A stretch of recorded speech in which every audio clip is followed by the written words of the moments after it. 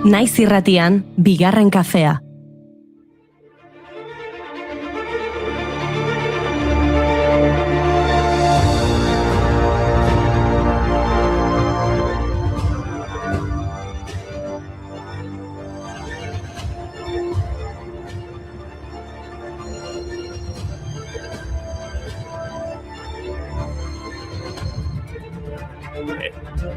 Egon handi zuela guztio, hemen txegara beste partida bat jokatzeko Prestezkerreko aldean, Mai Gorostiaga Pozo Eskuineko aldean Goiuri ezei Zarandia entzuleok azdadian hor gehiagoka. Lasai, hemen ez dago lehiarik. Baina gaur, uztailaren 2an, kirol munduari buruzko informazioa ematen duten komunikazioko profesionalak omendu nahi ditugu.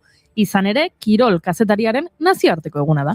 Kontua ez da soilik albisteak edo kirol ekitaldia kontatzea. Kirol kazetariak kirola sustatzen laguntzen du, eta beraz, pertsonen osasunean eragina dute kirol ohiturak sustatuz. Oinez edo eskalatuz, banoa mendira, txoriekin bidean kantatzera, txirrin banatot bizikletan harin. Politika Sprint! Eskusaski baloian bote eta bota, irutanto urrutitik sartuta, korri salto eta aupa, atleta naiz orain, elmuga hortik zain. Kaldita. Mila bederatzen barketu Goiuri, kendu dezaketia kirol kazetari tonoa edo mantendu dut. Jarraitu.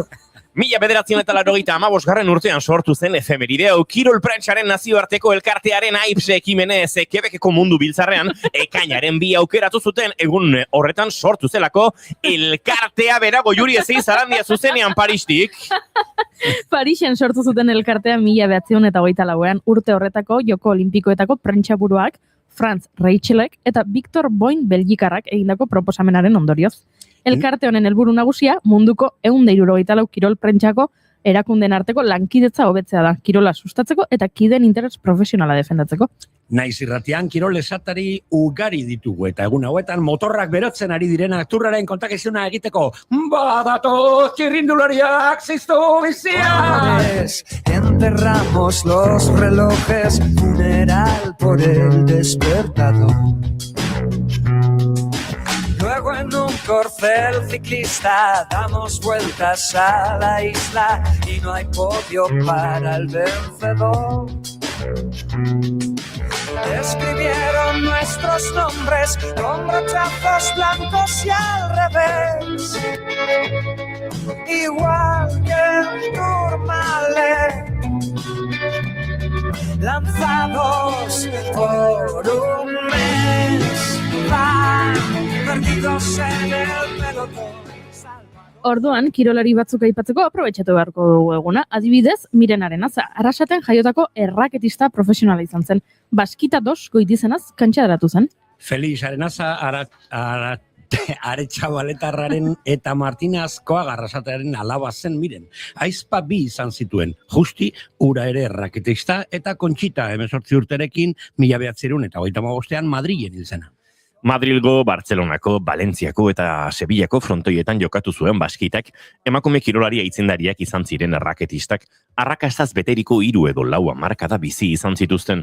Beraien historia orain arte nahiko isilik egon bada ere, esanguratsua izan zen oso. Hego Euskal Herriko 47 herritako 227 erraketista profesional daude zenbatuta. Atzetik aurrera, zulorik zulo eta baderaz badera. Emakumeak plazan egin du karrera, izan zirenei esker, gu ere bagera. Eta aitzindariak aipatzen hasita Maider Unda zoriondu behar dugu, gaur da bere urtebetetze eguna. Maider Unda González de Audikana borroka libreko kirolari arabarra da, Gasteizen jaioarren Aramaioko Oleta auzoko Atxeta baserriko alaba. Udako 2 joko olimpikotan hartu zuen parte eta brontzezko domina bat eskuratu zuen Londres 2012ko jokoetan 72 kiloko kategorian eta posgarren postuan diploma erdietsita Pekin 2008an. Olimpiar jokoez haratago brontzezko domina bat irabazi zuen 2009ko munduko borroka txapelketan eta 3 domina Europako borroka txapelketan 2010 eta 2013 urten artean. Aupa Maider. Gorde malkorik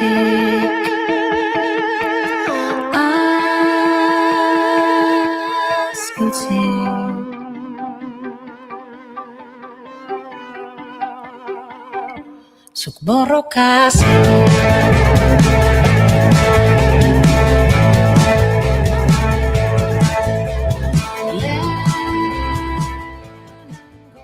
Tira, baina kirolaz gain nik gai bat aipatu behar dut. Egun garrantzitsua da gaurkoa izan ere, urte erdia joan da eta ofizialki gaur, gertuago gaude 2027ko lehen egunetik, 2026ko lehen egunetik baino. Azkar pasatzen da denbora bai, 182 egun pasa dira, eta 182 egun falta dira. Eta zenba gauza gertatu diren 182 egun hauetan. Antxira, de pixka sortu didazue, kontu honekin, jada 2027an pentsatzen ari zarete, bueno, oraindik ez dugu denbora aldia maitu, eta zuek ja horrelako kontuetan. Egia da, baina haizu, denbora aurrera doa, orain zer esan behar dugu, urte berria? Ja, karo, goiurik aitzakia, gabonetako kanta jartzeko. Ni banu hemendik. Urte berri on, zorion, zerata dakarzu eurton. Urte berri on, zorion, zerata dakarzu eurton. Aipa ditzagun lehen seieko honetan gertatu diren kontu batzuk. Urtarria gaizki hasi genuen, urte berri eguneko goizaldeko ordua eta terriak aldera sute bat piztu zen Le Constellation tabernan eta 40 bat lagun hil ziren. Otsaiak behintzat postasunak ekarri zizkigun. Milano Kortinako Joku Olimpikoetan Euskal Herriko 5 kirolari aritu ziren. Manes Alzamendi, Daniel Milagros, Lucas Egibar, Ablaro Romero eta Rita Rodríguez. Aizu eta Super Bowlaren hilabete izan zen, Bat Baniren hilabetea. Super Bowlaren atxedena harrotasun latinoaren eta Donald Trumpen migrazio politikaren aurkako oda bihurtu zuten. Si te quieres divertir con encanto y con primor, solo tienes que vivir un verano en Nueva York. Si te quieres divertir. Martxoan beste behin, emakumearen nazioarteko eguna ospatu genuen. Eta uste dut orduan hasi ginela Hormuz hitza entzuten. Eta oraindik ere entzuten jarraitzen dugu Hormuztik igarotzen diren ontziei ezarritako bidetatik joateko eskatu die Iranek aste honetan. Apirilean aldiz ilargira begira aritu ginen 2022ko abenduan atera zen espaziora Artemis bat misioko Orion ontzia. Tripulaziorik gabe jaurtitzeko sistema eta ontzia probatzera. 4 urteren ondotik apirilean atera zen berriz Orion Artemis 2 misioan eta 4 lagunek 10 eguneko egonaldia egin zuten ilargiaren orbitan. Bai, batzuk ilargira begira egongo ziren, baina beste batzuk Madril eta Bartzelonara. Izan ere, apirilean egin zituen ETS-ek kontzertu jendetsuak Espainian eta Katalunian. Hori bai, kontzertu horiengatik jasotako diru laguntza oraindik polemikoa da.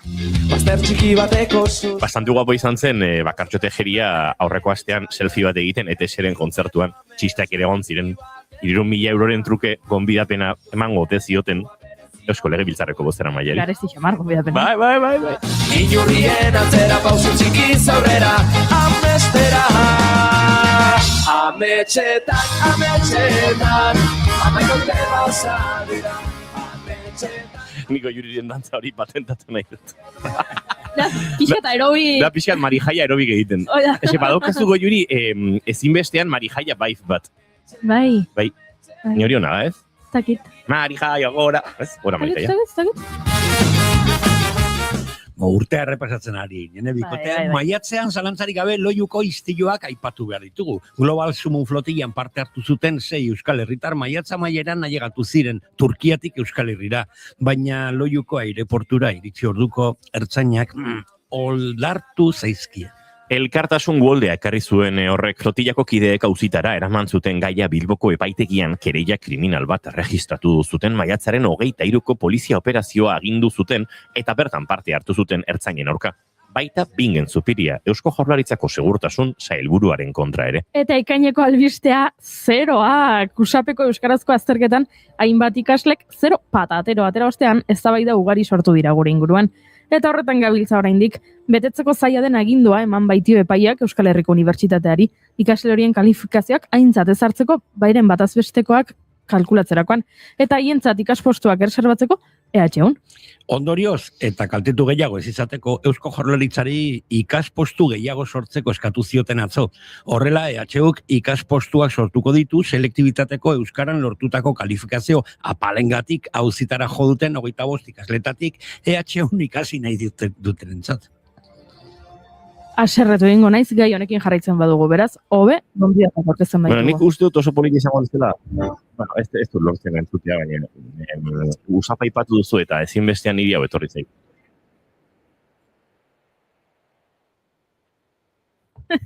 Horrela, bai, hasi Bai. dezakegu gaurko saioa, ez Haze da? tipo lekillarra auto. Itxasoan ariteko gara gaur Atlantic Challenge International lehiaketaren bidez. Hane antxustegi etxarterekin.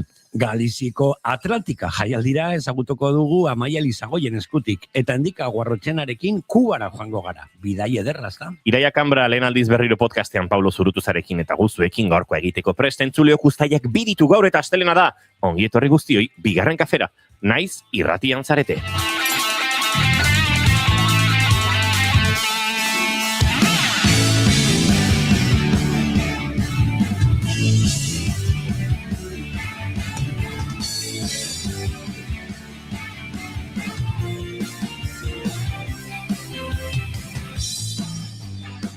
Zuekin entzuleok eta dagoeneko Bartzelonako kaleetan larun bateko erlujuaren aurkako saioa taldekako erlujuaren aurkako saioa kontatzeko prest Mai Rossetti Gorostiaga egunon. Egunon, bon dia a tothom des de la Rambla.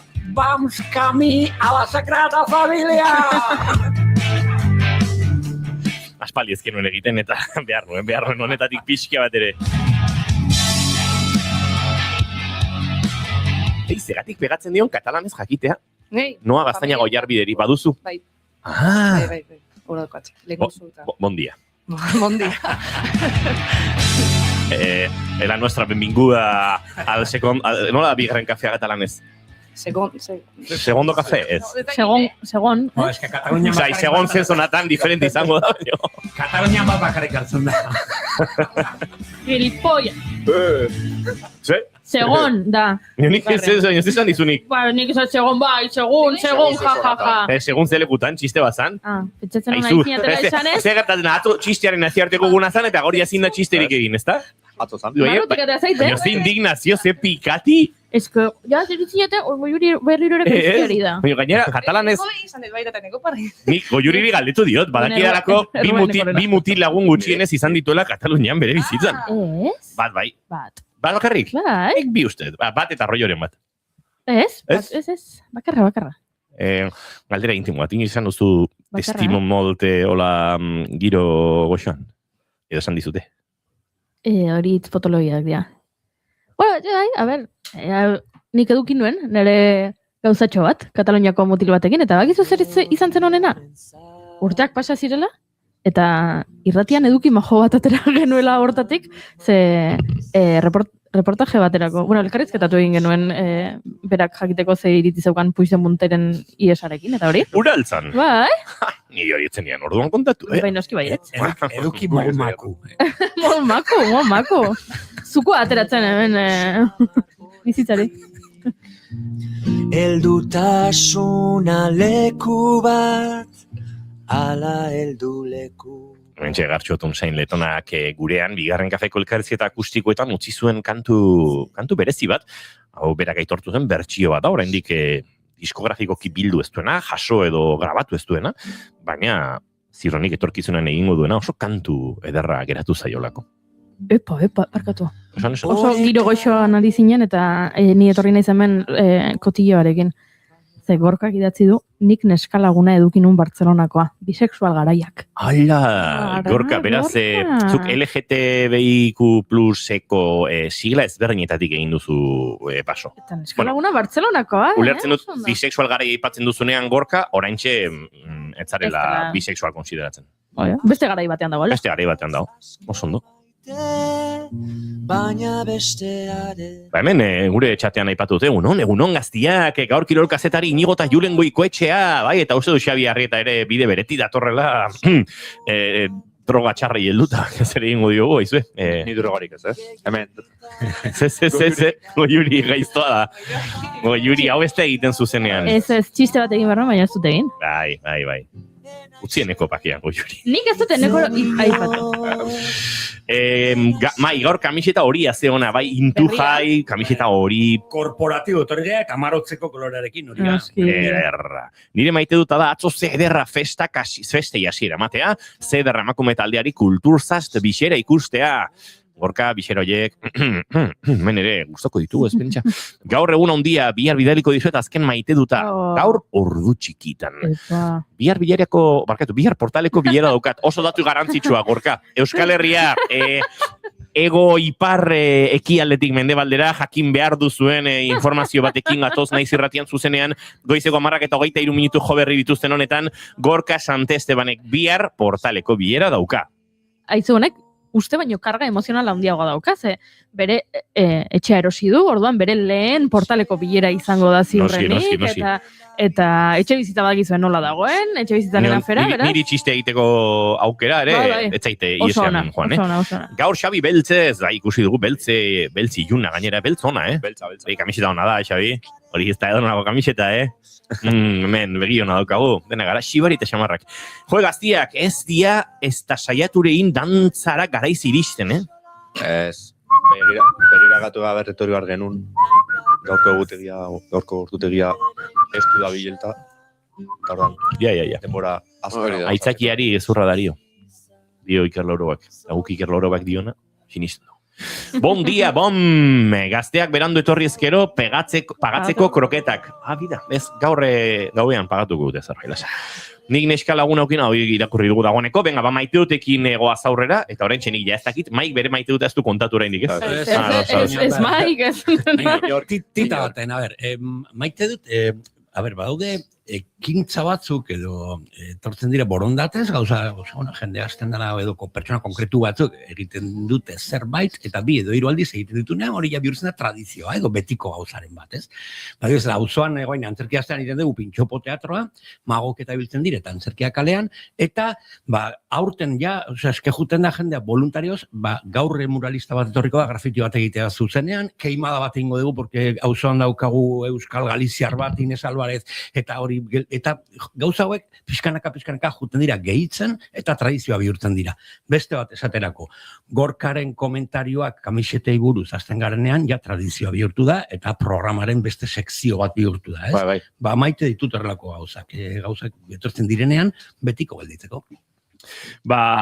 Hori Mairen maite duta eta maite dut honetan urrengoa Noa Gaztainaga jarri, Bueno, bai duta badakiteia askok, baina, atzo neranea itzuli izan, Erasmusetik, eta, ez da bakarrik itzuli dela Erasmusetik, baizik, eta ni badakizu bezala Erasmusen honintzen, lehenengo lau hilekon, eta neranea bigarrengon ordun, ia urte baten neranea eta nik ikusi gara elkar aste bete bakarrik ikusi ginen. Eta gaina izan zen, nitorri nintzen, orduan ongeitorrik ez dakize, eta gero neranea bazi joan, orduan behantzat, gurrak, orduan, eta gaina tartean inauterik zeuden, orduan ez gen asko batea, eta egia zen, itxoiten duen egun hau duela askotikan, eta nerania iatorria, bihar urteria gaina, zamarra daukan etorri eta gontzala ordu batzu bakar egukin, zeitun jo nintzen, etxetik, eta beste etxe.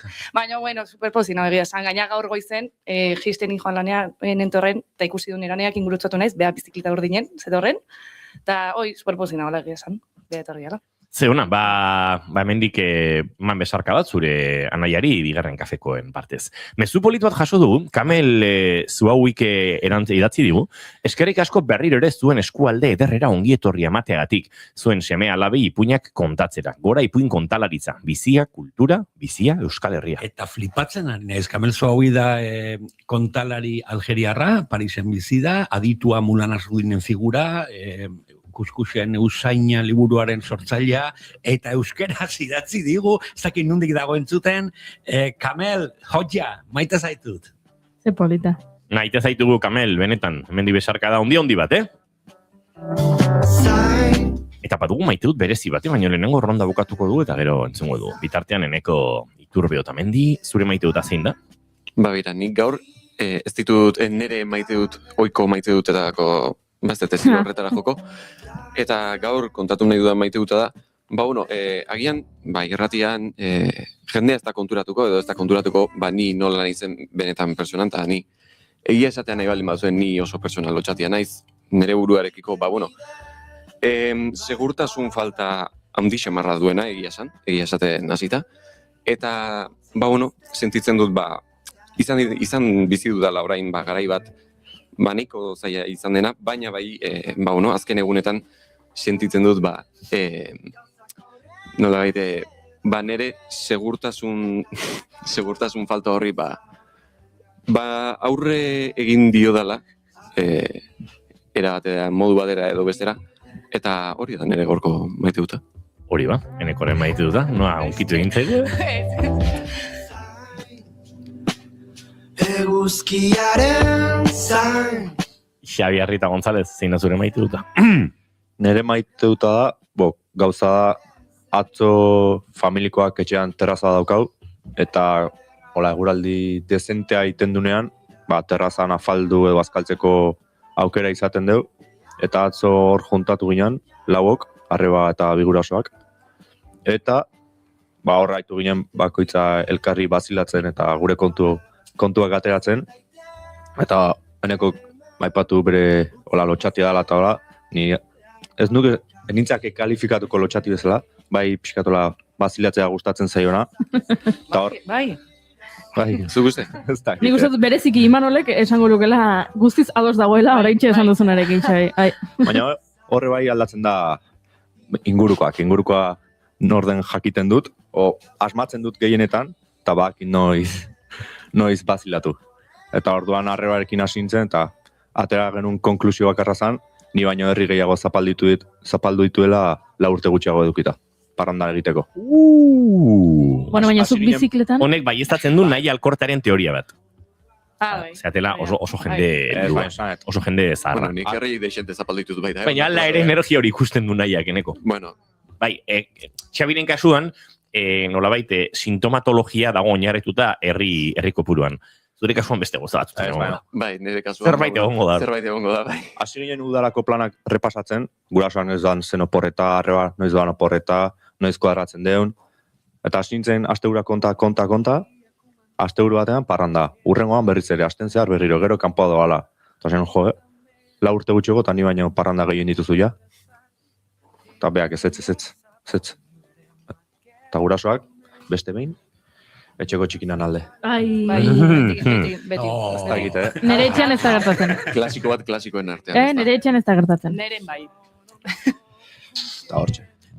Ni nago oso... garbi. Nik uste, ni txikia naiz. Nire etxean esango nuke, bai, eta parrandero. Bai, guatzen naiz behin esaldi bat oso gaztetxo nintzela esanela, negurasoa, berze kulpa nuken nik, nera naia tonto bali mazan. Zue izan pasatzen konparatibau, eski zure nahiak zaharragoak, bueno, karo, zua zaharrena zera. Zukeneko, denak zaharrena zeate. Nire bai. Zaharrena. Bai. Karo, zue izan pasatzen, gazteagoei. Zura nahia zura dinarekin amabiterako etxean zegon. Tonto guri doitze gute. Bueno, claro, eski nik ze kulpa hoken, nena tonto bali mazan. Ne txikia nahi zau, eta uste dut bi alde ditu, osalde batetik bai mimao eta zeri, baina bestalde batetik zure abotsa inoiz ez da kontuan hartuko. Inoiz, txikia zarelako, berdin du adina. Opinatu barba da, bozkatu barba da etxen, zu iso, txikia zarelako. Nire familian aldeantziz gaude orduan, Aitor amonak dute ikuspuntu bat hor. Nire arrebaren gan, irudia osona, zintzoa, ez da inorkin sartzen, beti beste izan zeie. Gazat esango dut, horregia trampa asko goten direla, ze irudi transmititzen dugun, eta bai, ni banintzen pixkatola ikastolan eta arazorik ematen ez zuen hori, eta naia berriz 1000 gerra eman zituen, baina egia da, zintzotasun impostatu horretan, gero, badagoela hor, beste, eta Xabik dauka, zuak ez arazo bat. Bai, bueno, a ver, batola oraintxe diagnostikatuko duguna.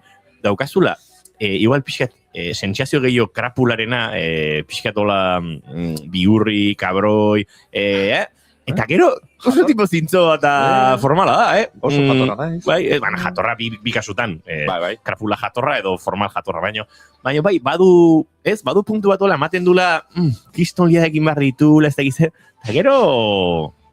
Eneko igual pixka alderantziz, Eneko doki itxurola zintzarena, eta gero... Hoi pentsatzen nahi nintzen. Bai, ez da, pixka. Pentsatzen du. Bai, ni ados nago. Eneko eta Xabin deskribapenakin, zena batxe bertan. Bai. Bueno, aizue, Goiuri zure maite duta o nahi alkortarena?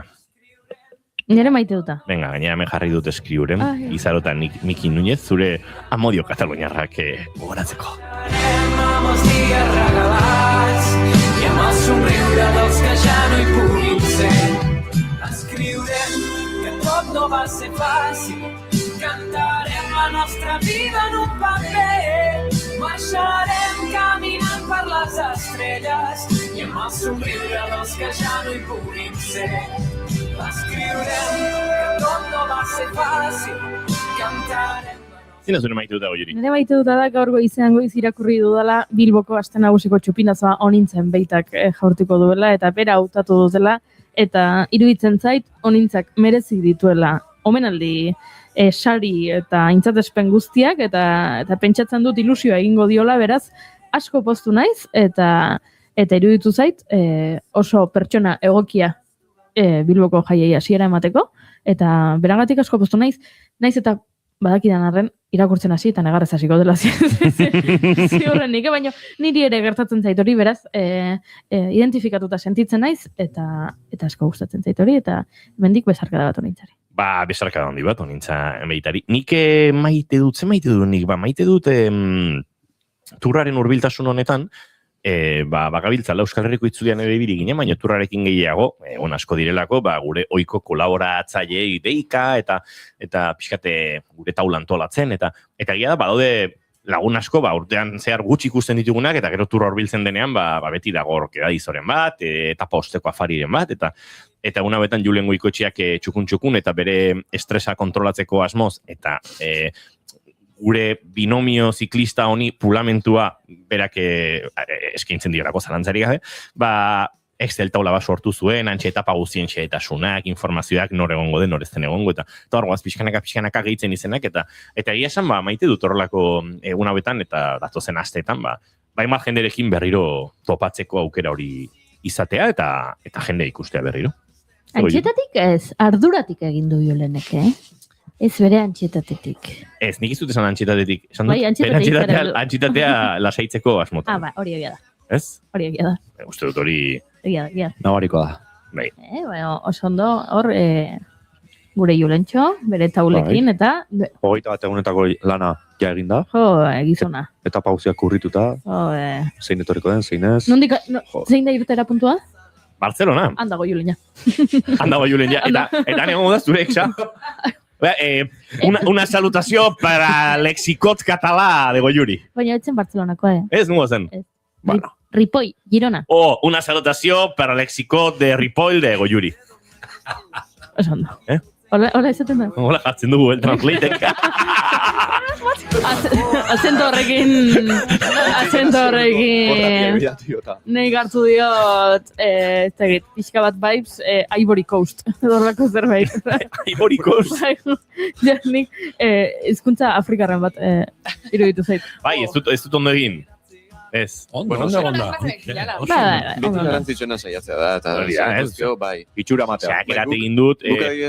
Gure kuadrian askotan esate dugu, parte hartzea eta saiatzea da importantena, eta hortik aurreakoa, pasako bat, zer, aurrekon gu arrantzako ginen bezala, eta baleik harrapatuz genuen bezala, parte hartu genuen, eta hori da importantena. Nahi alkortan maite dut bat helarazi digu, maite dut luzea, eta uste dut hemen, denontzako dagoela saltxa. Egunon, banator denbora pixka bat lapurtzera, baina ezin nuen denboralia maite dut bat gehiago bidali gabe. Ezakit konturatzen zareten bigarren kafeak duen balioaz, egunerokotasunak, nekeak eta estresak irensten zaituztetenean. Niretzat, parrilan dagoen saiorik desberdin eta anitzena da. Ia guztiak tokia duena, errespetutik, humoretik eta begirada zorrotza eta morearekin. Eskerrik asko, bihotzez.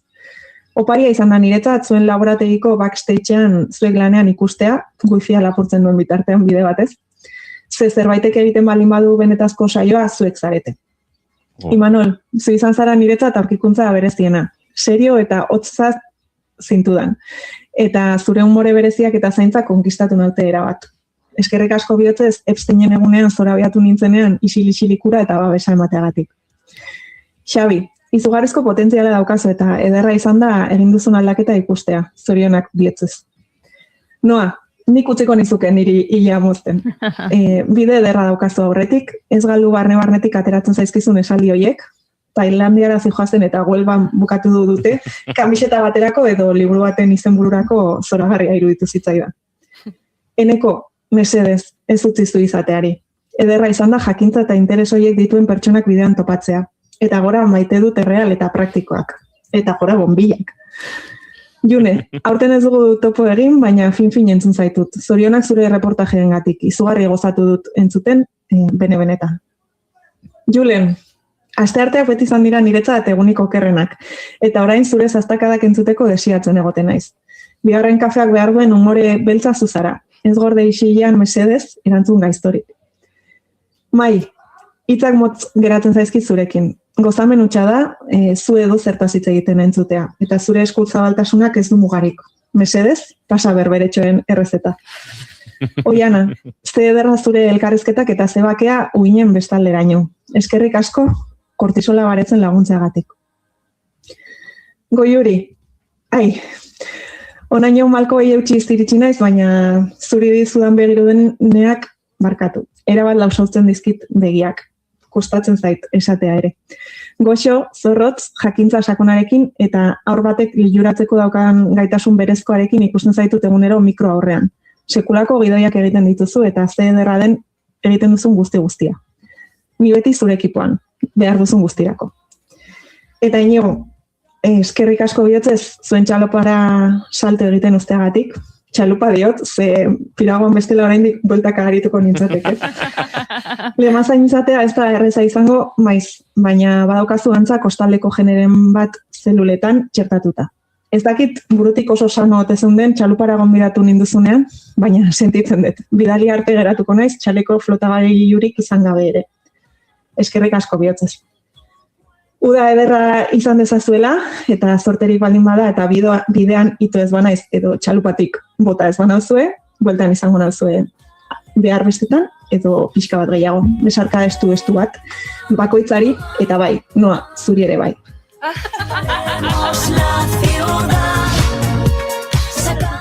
Ze momentua, hemen malkoak egon dira, hemen denak unkituta. Ze polita. Nik uste dut, honek merezi duela besarkada kolektibo bat noari.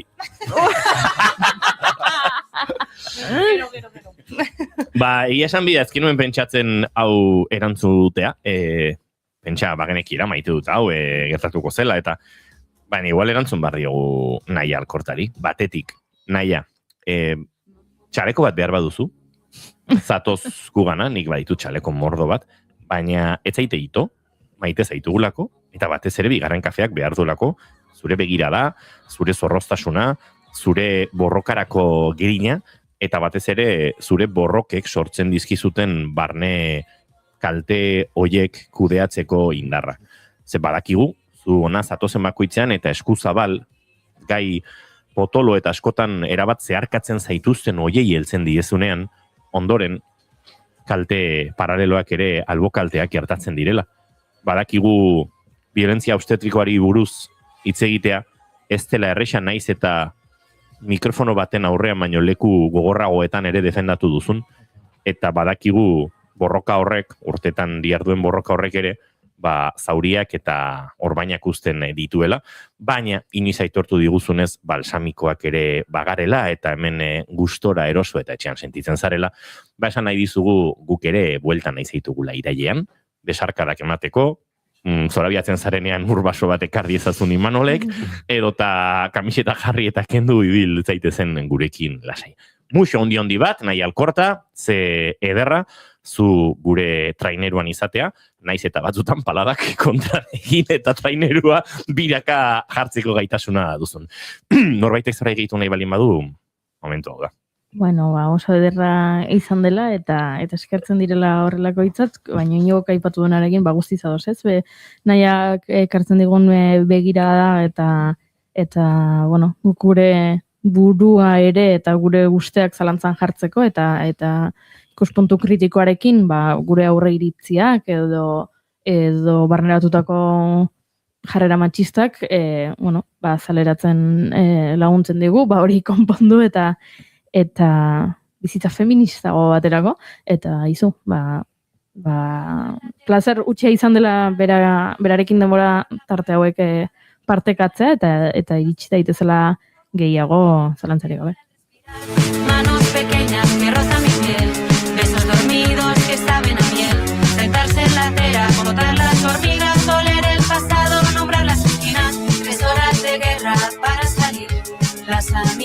han dejado de venir. Beber a sorbos un vino escondido, soñar con viajes, con tiempo conmigo.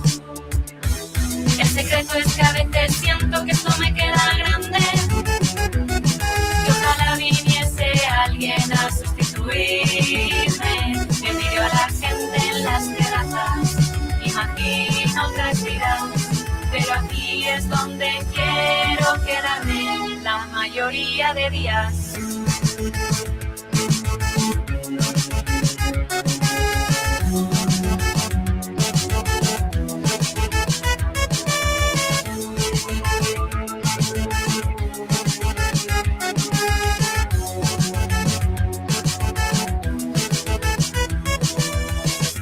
Brócoli frío, mordiscos al vuelo, cerveza caliente, rutinas de freno, charlas a medias, interrupciones sin fin, cuando se supone que me toca a mí.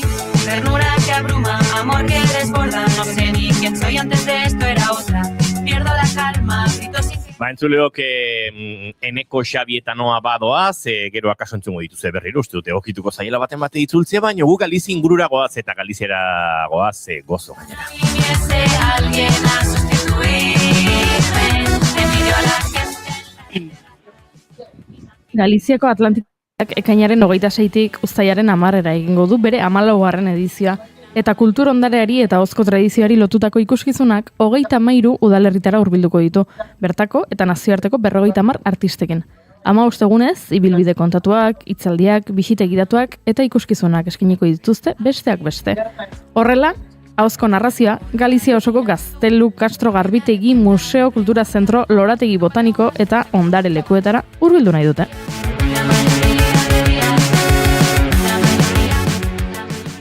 Esan bezala, duela egun batzuk hasi zen jaialdia eta guk leio txiki bat zabaldu nahi dugu. Minutu batzuz, Galiza bisitatzeko. Ta nola egingo dugu hori?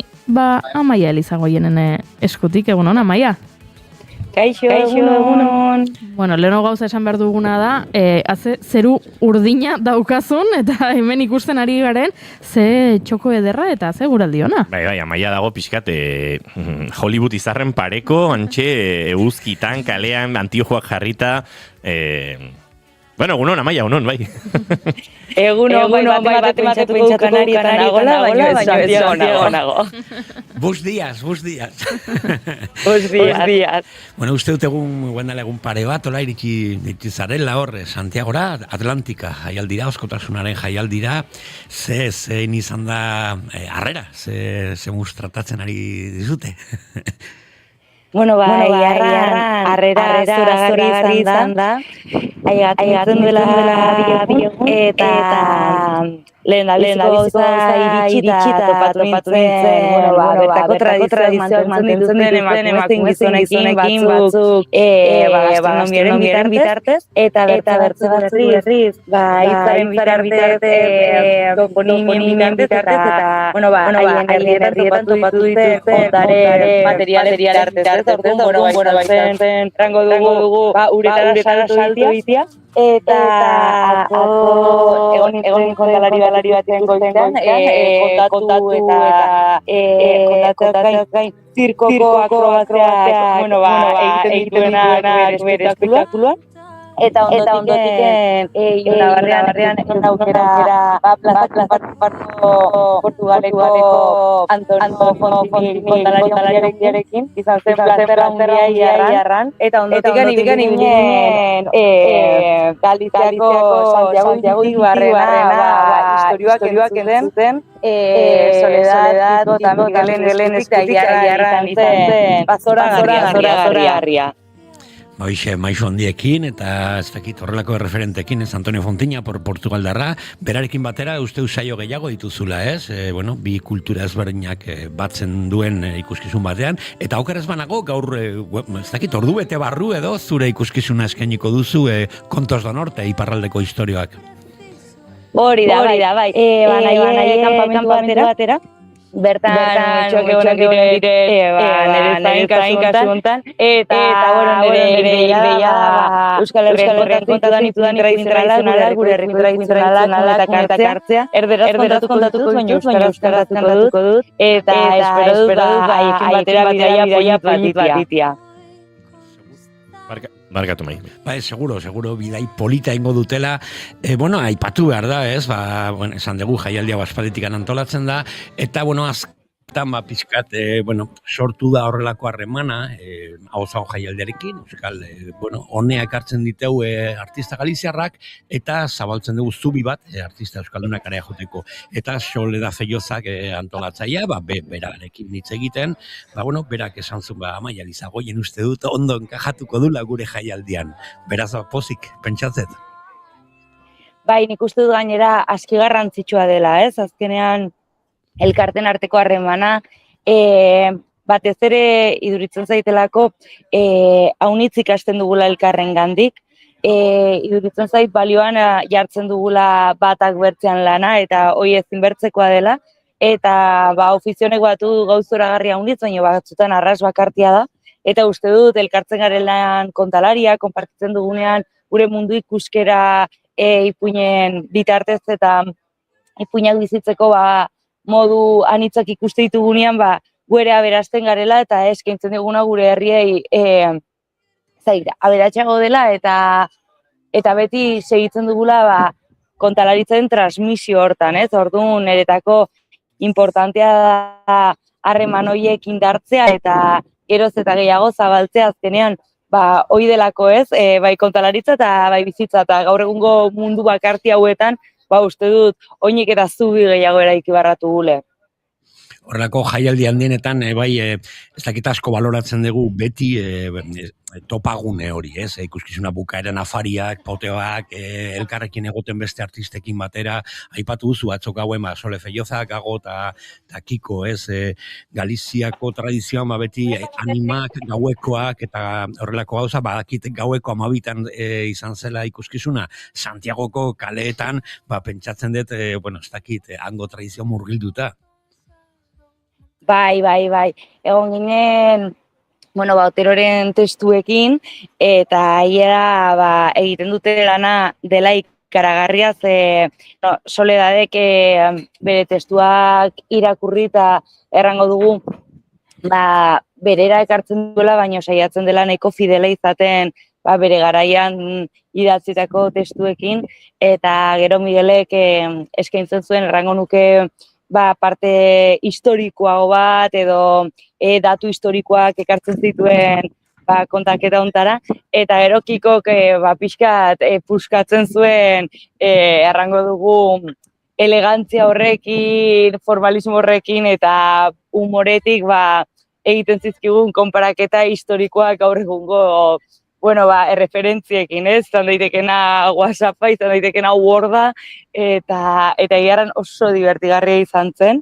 Haize fin-finaz egon, eta egon ginen iriti bueltaka azkenean 3 ordu, baina polita izan zen, goizeko 3 ekarte kustea jendia kontalarien gibeletik emozionatuek historioiek entzuten. Kiko egon zan gurekin, guindala urte pare bat, hemen, bigarren kafean, eta aipatu zuen, Euskaldunen eta Galizien artean badagola zerbait, ez?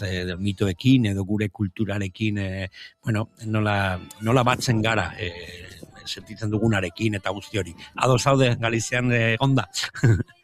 Bai, dudigabe, eta iduritzen zait hemen badagola gaur justo gutirekin gozaltzen egon naiz, bertzen kontalari batekin bera Zamorakoa da, eta aipatzen ginuen, ez, eta Galizian badagola ohitura handi ipuinak entzuteko, eta jendeak ipuinak entzun nahi dituela, ez, eta nik uste dut badagola publikoa arras fidel bat, eta entzule aski onak daudela, eta gero badagola errandakoa ondare handie gure herriko erreferentziekin, eta errango nuke hoi ere badugula Euskal Herrien, eta ere itenei garela Euskal Herrien hemen bezala, ez?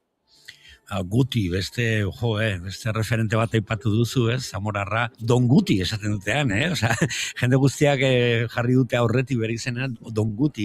Nik ikusi nuen pasan urtean, bera juten zala herri txikietatik atxoekin, hitz egiten, Aiton Amonekin, eta berreskuratzen garai bateko historioak larraia deitzen dute lango muga, ez? Zamora ipar mendebaldeko muga hori, Galiziakin eta Portugalekin, eta ez dakit, nola sartzen da bere proiektu guztitan, besarka bat eman kutiri nire partez, eta, bueno, ez dakit, gozatu asko, Celso bai horre egongo da, Bero Rilo, hemendik pasa dira desente, ez? Txaropita, bueno, Larraitz, Eusko Galiziarra, familia derra, ez ja.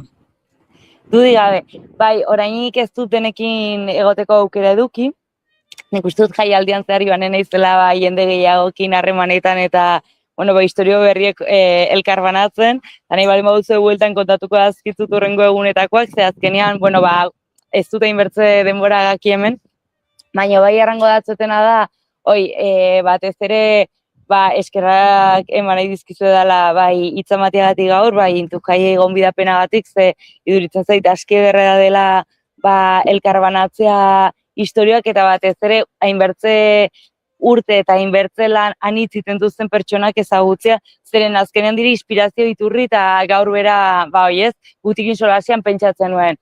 Bueltan hartu dut grabadora, eta baraien nire herriko baserrietara, zeren, bueno, egia unitzetan atzentzen zaigula historioik onenak ez daudela liburuetan, baizik eta gure herriko xarrenen ahotsetan, eta hoi berriz ere gogorak hartzea uste dut importantia izaten dela.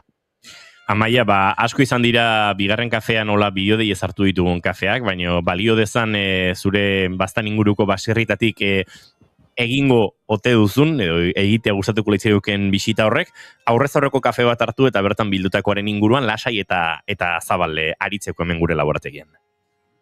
Xarmanki, ojala, hemen denbora batera erten badatzuet indut eta kontatuko datzuet. Ala nahi genuke, Amaia Lizagoien museo handi bat Galizia inguruan. Esker mile.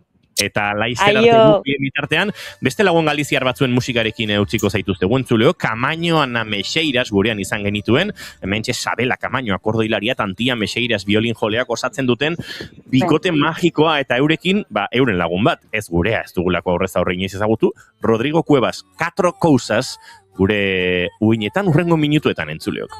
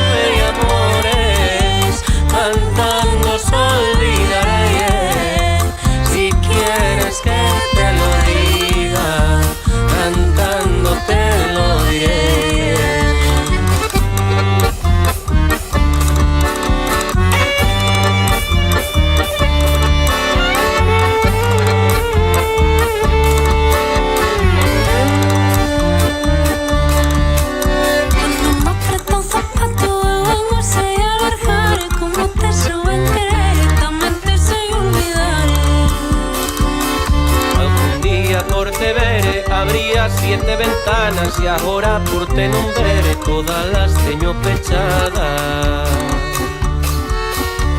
Si quieres,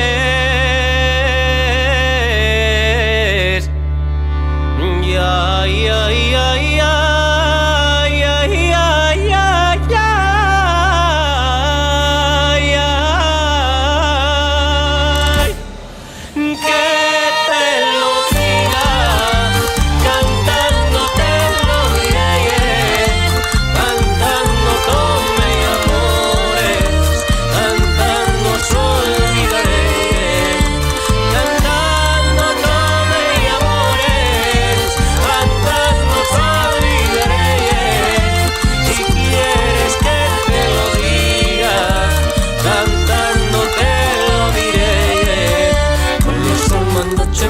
Por la luna novedades, por las estrellas del cielo, guapo va y te regala, guapo va y te regala, guapo va y te regala.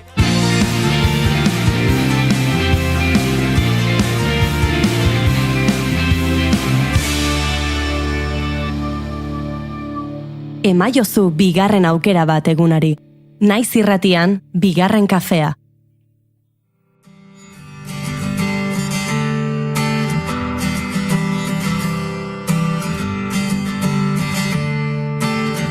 Batuaren eraginez Egurreta olfinez patuaren eraginez, egurreta olfinez partitzeko mundu minez, zeari putze ginez.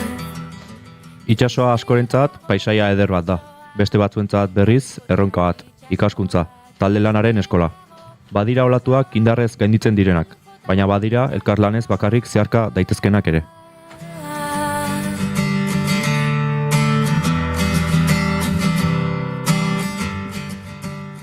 Horixe da Atlantic Challenge International lehiaketaren funtsa. Itsas tradizioa bizirik mantentzea, belaunaldi berriak itsasoaren kulturan eztea, eta munduko hainbat herrialdetako gazteak elkartzea arraunean, belan eta navigazio tradizionalean oinarritutako erronka batean. Hemen bihar gaur da beti, triste dago lurrozoa. Horrelako nazioarteko erronka baterako prestatzeak lan handia, disiplina eta talde lana eskatzen ditu, eta itsasoan ikasten denak lehiaketatik harago ere balio handia du. Gainera, Euskal Herria mundu mailako topaketa honetan ordezkatzeak badu berezitasun eta harrotasun puntu bat ere. Bai, Euskal Herriak ere badu bere taldea bertan. Zirrikitu, zirrikitu, mapa dute erdi ditu, zirrikitu, zirrikitu. Eta gaur, bertako partai izandako eta orain koordinatzaile lanetan dabien Ane Antxustegi etxarte dugu gurekin. Ongi etorri bigarren kafera, Ane. Kaixo egunon. Ane, bigarren kafean baditugu bi galdera ofizial gonbidatu guztiei egiten dizkiegunak. Nik biak botako ditut eta zuk aukeratu behar duzu bietako zein erantzun. Bakarrarekin konformatzen gara. Lehenengoa da, etorriko balitz orain zinema zuzendari bat. Eta esango balizu, zure bizitzari buruzko pelikula bat egin nahi duela, baina ezin duela kontatu jaio zinenetik orain arteko guztia.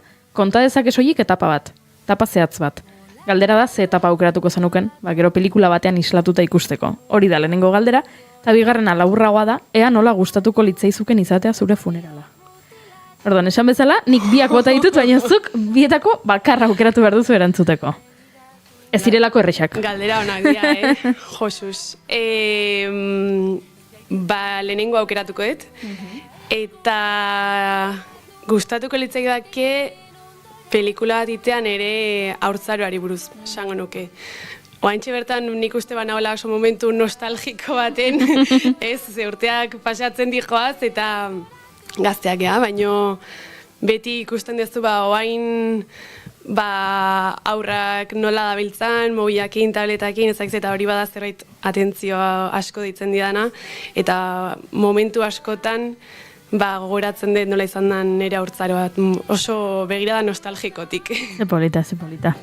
Itxasoare ikusiko dugu pelikula horretan nahian. Bai, gutxi jotzen dute haurtzaroa, Bai, egia da. Beste guztiek gazteak girenean, bai. Ja lanean hasita. Bai, baina gustatu zait. Ja, elkarrizketaren galdera serioetan sartzeko, hasteko, zer da Atlantic Challenge International? Nola azalduko zenioke, lehiaketa honen berri entzunez duen pertsona batik? Bai, bada lehiaketa ez hain ezagun bat, baina Atlantic Challenge International da hezkuntza ekimen bat, lehenik eta behin, lehiaketa bat baino gehiago, eta da 2 urtez behin ospatzen den ekimen bat. Honek dauka helburu gazteak, belaunaldi berriak, gerturatzea oso galtzear dauden balio batzuetara, eta hau egitea navigazio tradizionalaren bidez. Hau da, aitzaki hutsa da, navigatzea, itsasoa, arrauna, ze helburu nagusi eta sakonagoa badaka, kultura elkartrukea, lantaldea, indartzea eta gure itsas ondare horren sentsibilizazioa. Eta pentsatzen dut, lehiaketa edo antolakuntza honetarako prestaketa zorrotzak egin behar dila, ez? Bai, lehiaketara joan aurretik, indarrez edo pentsat navigazio sistema horietan ondo kontrolatzeko, eta gero antolakuntza aldetik ere lan handia egongo da, ez? Bai, alde batetik bada erronka taldea osatzea eta esan ezun bezala talde horrei jakintza horiek transmititzea, ze ez da edo nor jakintza hori dakiena, esan nahi dut navigazio tradizionala, arrauna, korapilloak egitea, joskurak egitea, hori bada lehiaketarako jakin beharreko puntu batzuk, baina erronka handiagoa izan da Albaolarentzat bintzat, talde hori osatzea eta proiektu hau praktikamente erlojuaren kontra aurrera ateratzea.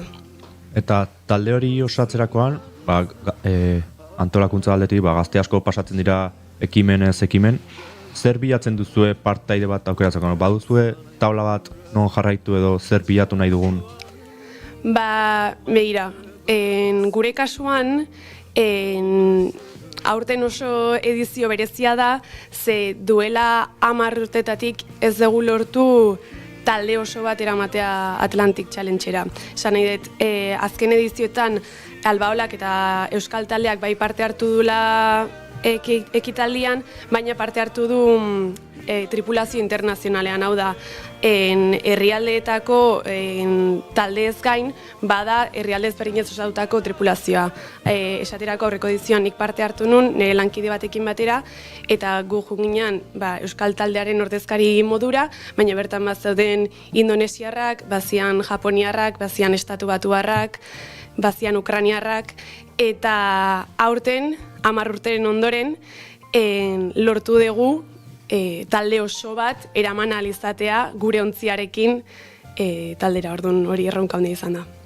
Eta zure kasuan, nola zen elkar bizitze elkar lan hori beste herrialdetako pertsona batzuekin? Komunikazio aldetik zailtasunak egon zian, oso argi zenuten denek zer egin behar zenuten? Bueno, azkenean ekimen honen politena da, bakoitzak aportatzen duen azkenean tripulazioa handi bat izatean, aurtengo tripulazioa gurea da 15 gazte, gehi 2 entrenatzaile, eta azkenean horrelako tripulazioa handi bat izatean, bakoitzak jartzen du bere alea, batzuk badira jaioagoak arraunean, beste batzuk belan, beste batzuk komunikazioan, beste batzuk korapilloetan, orduan hori da taldea osatzen duenak, eta gure kasuan hizkuntza bat zegoen traba moduan, baina azkenean denak biltzen gituen ilusio horrek, eta oso elkartruke aberasgarria izan zen, ze bakoitzak bazituen bere nabigatzeko moduak, bere arrauna egiteko moduak, bere maniobra egiteko agindu ezberdinak, eta azkenean talde internazionalean sortu zela horrelako nasketa bat bakoitzaren ohiturekin osatu zena. Eta gero, taldekidez gain, antolakuntza aldetik, lehiaketaren antolakuntza aldetik laguntzak edo edukitzen dira, edo dena zuen kabuz edo partaidek sortu egin antolatu behar dute? Begira, aurten oso eskertuak gaude, lehen esan dizuten bezala, azkeneko 10 urtetan ez dugu lortu talde oso bat eramatea.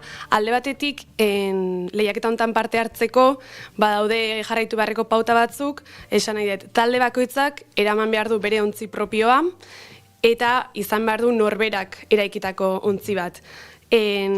Talde guztiek ontzi mota berdina eraman behar dute, hau da, 18. mendeko bantri jola bat eraiki behar dute, eta neurri zehatzekin, egur zehatzarekin, eta hori guztia osatzean parte hartzeko baimena edo ongi etorri ematen dizute, ezta?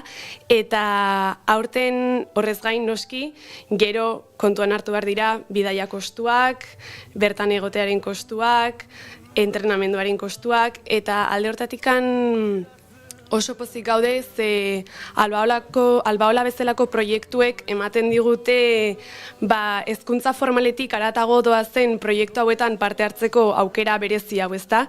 Eta horrez gain, aurten laguntzaile moduran izan ditugu Irizar eta Laboral Kutxa, eta horrez gain Negua Estremek ere ekipazioaren parte bat babestu izan du, eta azkenean horrelako burua usteak ekartzen dizkigun proiektu berezi hauek babesteko oso zabalik gaude, norbaitek nahiko balu finantziazio alternatibo edo bide berriren bat eskainiz, oso zaila izaten da ero de xente juntatzen gean inguru hauetan babesa bilatzea. Eta azkenean hau badida epe luzerako proiektu bat, esan nahi dut ez da edizio honetan eta talde honen osaeran bakarri bukatzen, baizik eta Albaolak aspaldidanik dituen balore eta proiektu batzuen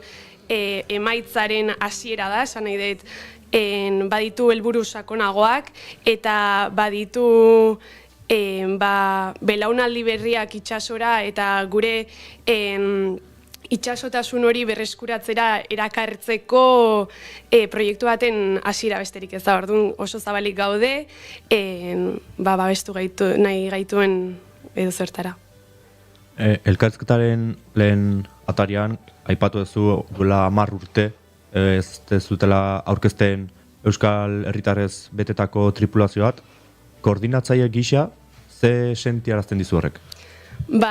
Oso pozik gaude. Esan nahi dut, baditugu bai iparraldeko eta bai hegoaldeko gazteak, eta hori oso berezia da, ze guk bizitu genuna talde internazionalean orain ikustea nola ibili diren entrenatzen herri ezberdinetako jendeak, bai tolosarrak, bai oiartzuarrak, bai sanjuandarrak, oriotarrak, agian beti pentsatzen dugun itxaso lehiaketa horietan aurkari direnak, ez? Orain talde berean arraunean ari da, eta hori oso berezia da guretzat. Eta elkarrizketarekin amaitzen joateko, tripulazio bertan egon zara, orain koordinatzaileetan, zer da erronka zailagoa? Arraun egitea edo antolatzea? Bai.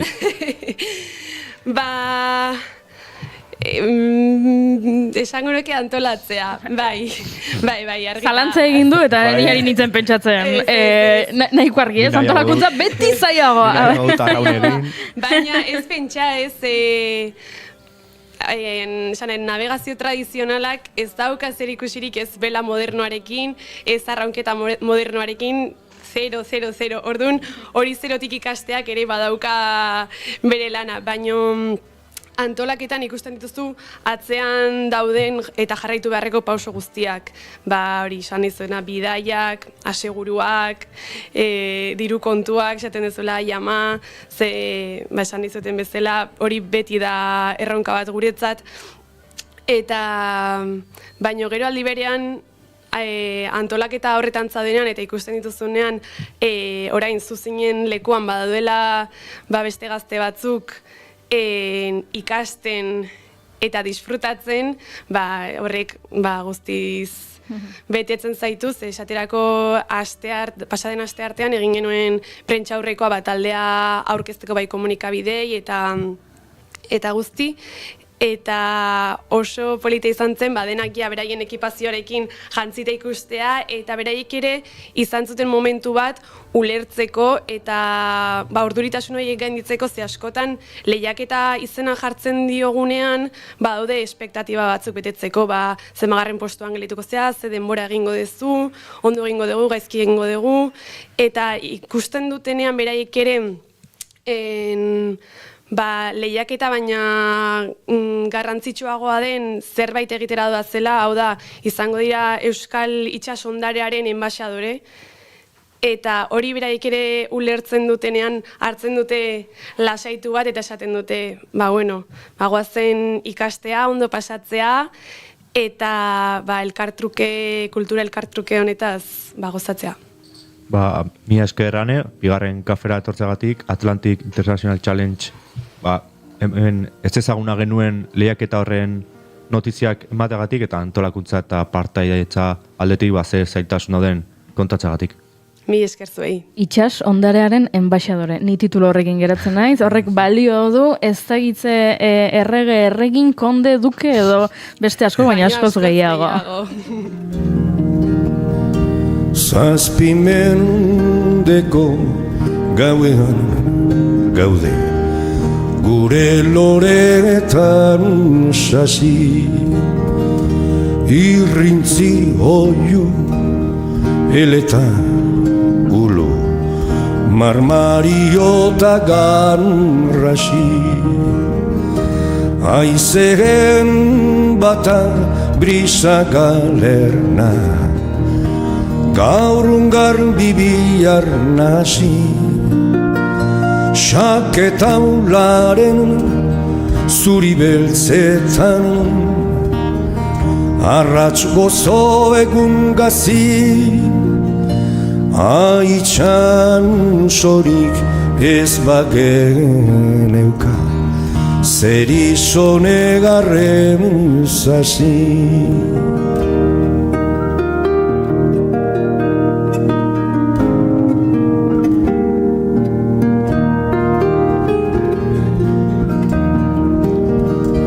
Gure zonu baitza landatu dugu Amildegi muturrean Adarrak daude ertzetik aruz Sustraiak berriz lurrean Bihotzesteak ez du heldugaz Esku baten aburrean Bertso berriak jartzera noa Bere gindar laburrean Nola maluko bat inxuritzen den Itxasoaren aburrean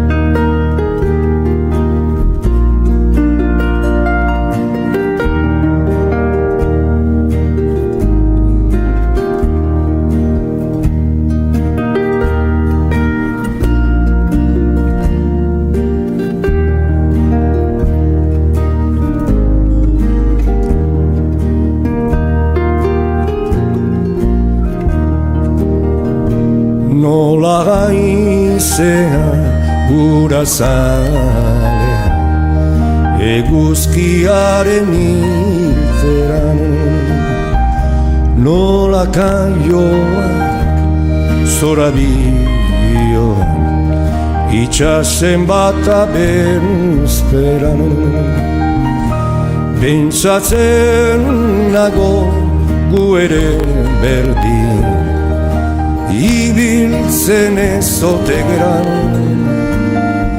Susmoa daukat guren patoa Itxasoa ezote dan Libretan zabal dugu gaurrean Baina ezin dugu eran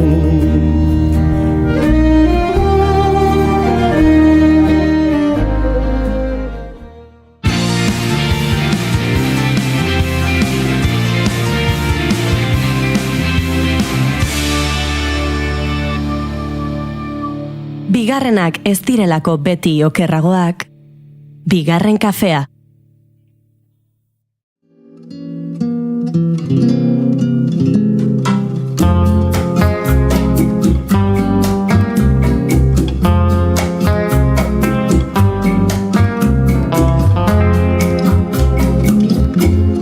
Egun hon entzule.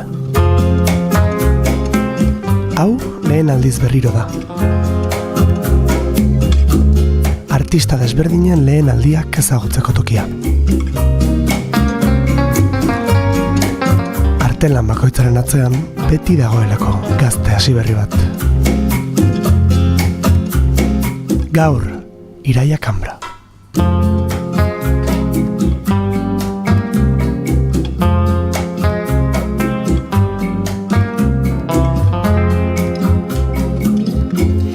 Esango nuke nire buruaren definitzaren galdera dela gehien egiten denetako bat orokorrean, baina zailena dena erantzuteko oso zaila delako zure burua definitzea, bai esaldi batean, bai hitz batean, bai parafo batean, ze uste dut nire burua definituko nukela ezberdin egunero.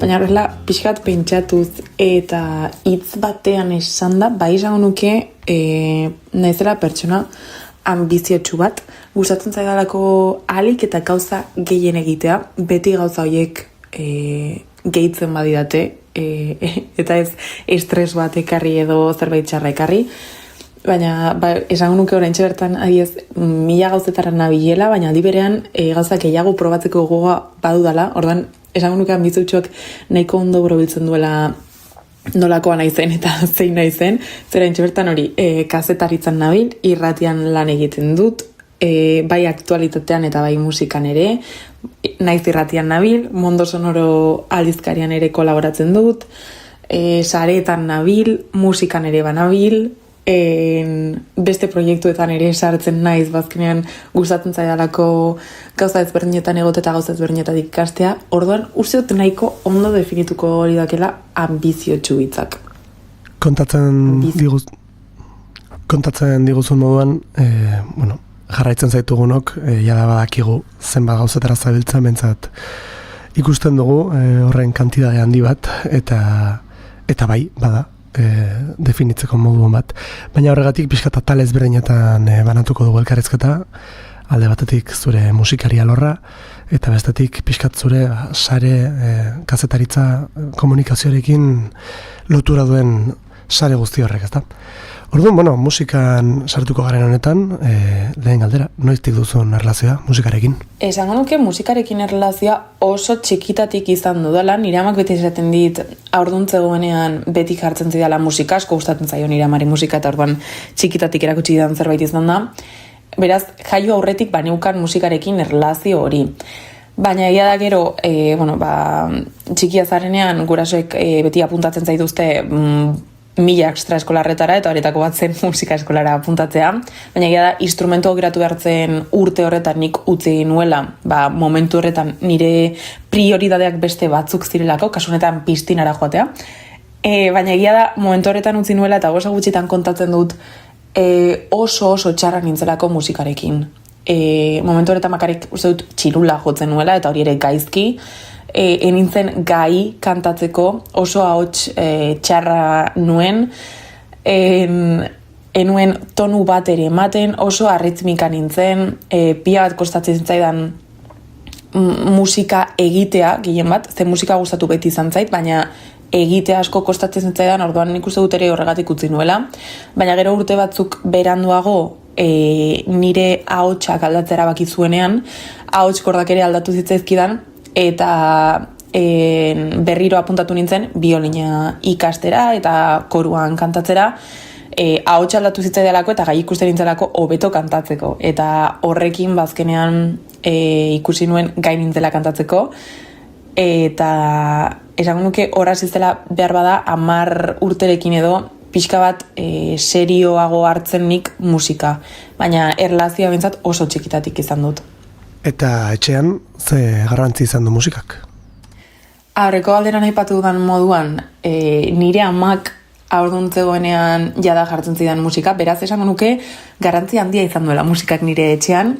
Egia da amaren gandik gehiago jaso dudala musikarekiko grin hori aitaren gandik baino, baina egia da beti izan duela sekulako presentzia, eta beti, bai nire izpari eta bai niri, esan digute, sustatu dute, sormen alde hori, beti esan digute musika ikastea sekulako onuragarria dela bizitzarentzat, eta beti lagundu digute alor horretan, guri animatzen musikara apuntatzen, nik adiez biolina jotzen nuen, nire izpak eskusoinua jotzen du, eta beti esan digute jarraitzeko bide horretatik, badakiterako azkenean, hobi bat izateaz gain, sekulako onurak ekartzen dituela beste hainbat bizitzako aspektutan, eta nire amak txikitatik erakutsi izkit bere abeslari favoritoenetako batzuk, oraindik diskoak ditut gainerako etxean, eta txikitatik behiten zuen ditut Whitney Houston, Amy Winehouse, Beyoncé, Anastasia, Tina Turner, eta beraiek izan dira nire referente, eta beraiek ere lagundu dute musika mundu horretan sartzen, nire amari esker, beraz, esango nuke garrantzia handia izan duela nire etxean. Musikarako babes horrek itxuraz bere fruituak eman zituen, eta urtetara hemen zaitugu kantuak sortzen, eta kantuetan probatzen. Noiz sortu zen zure lehen kantua?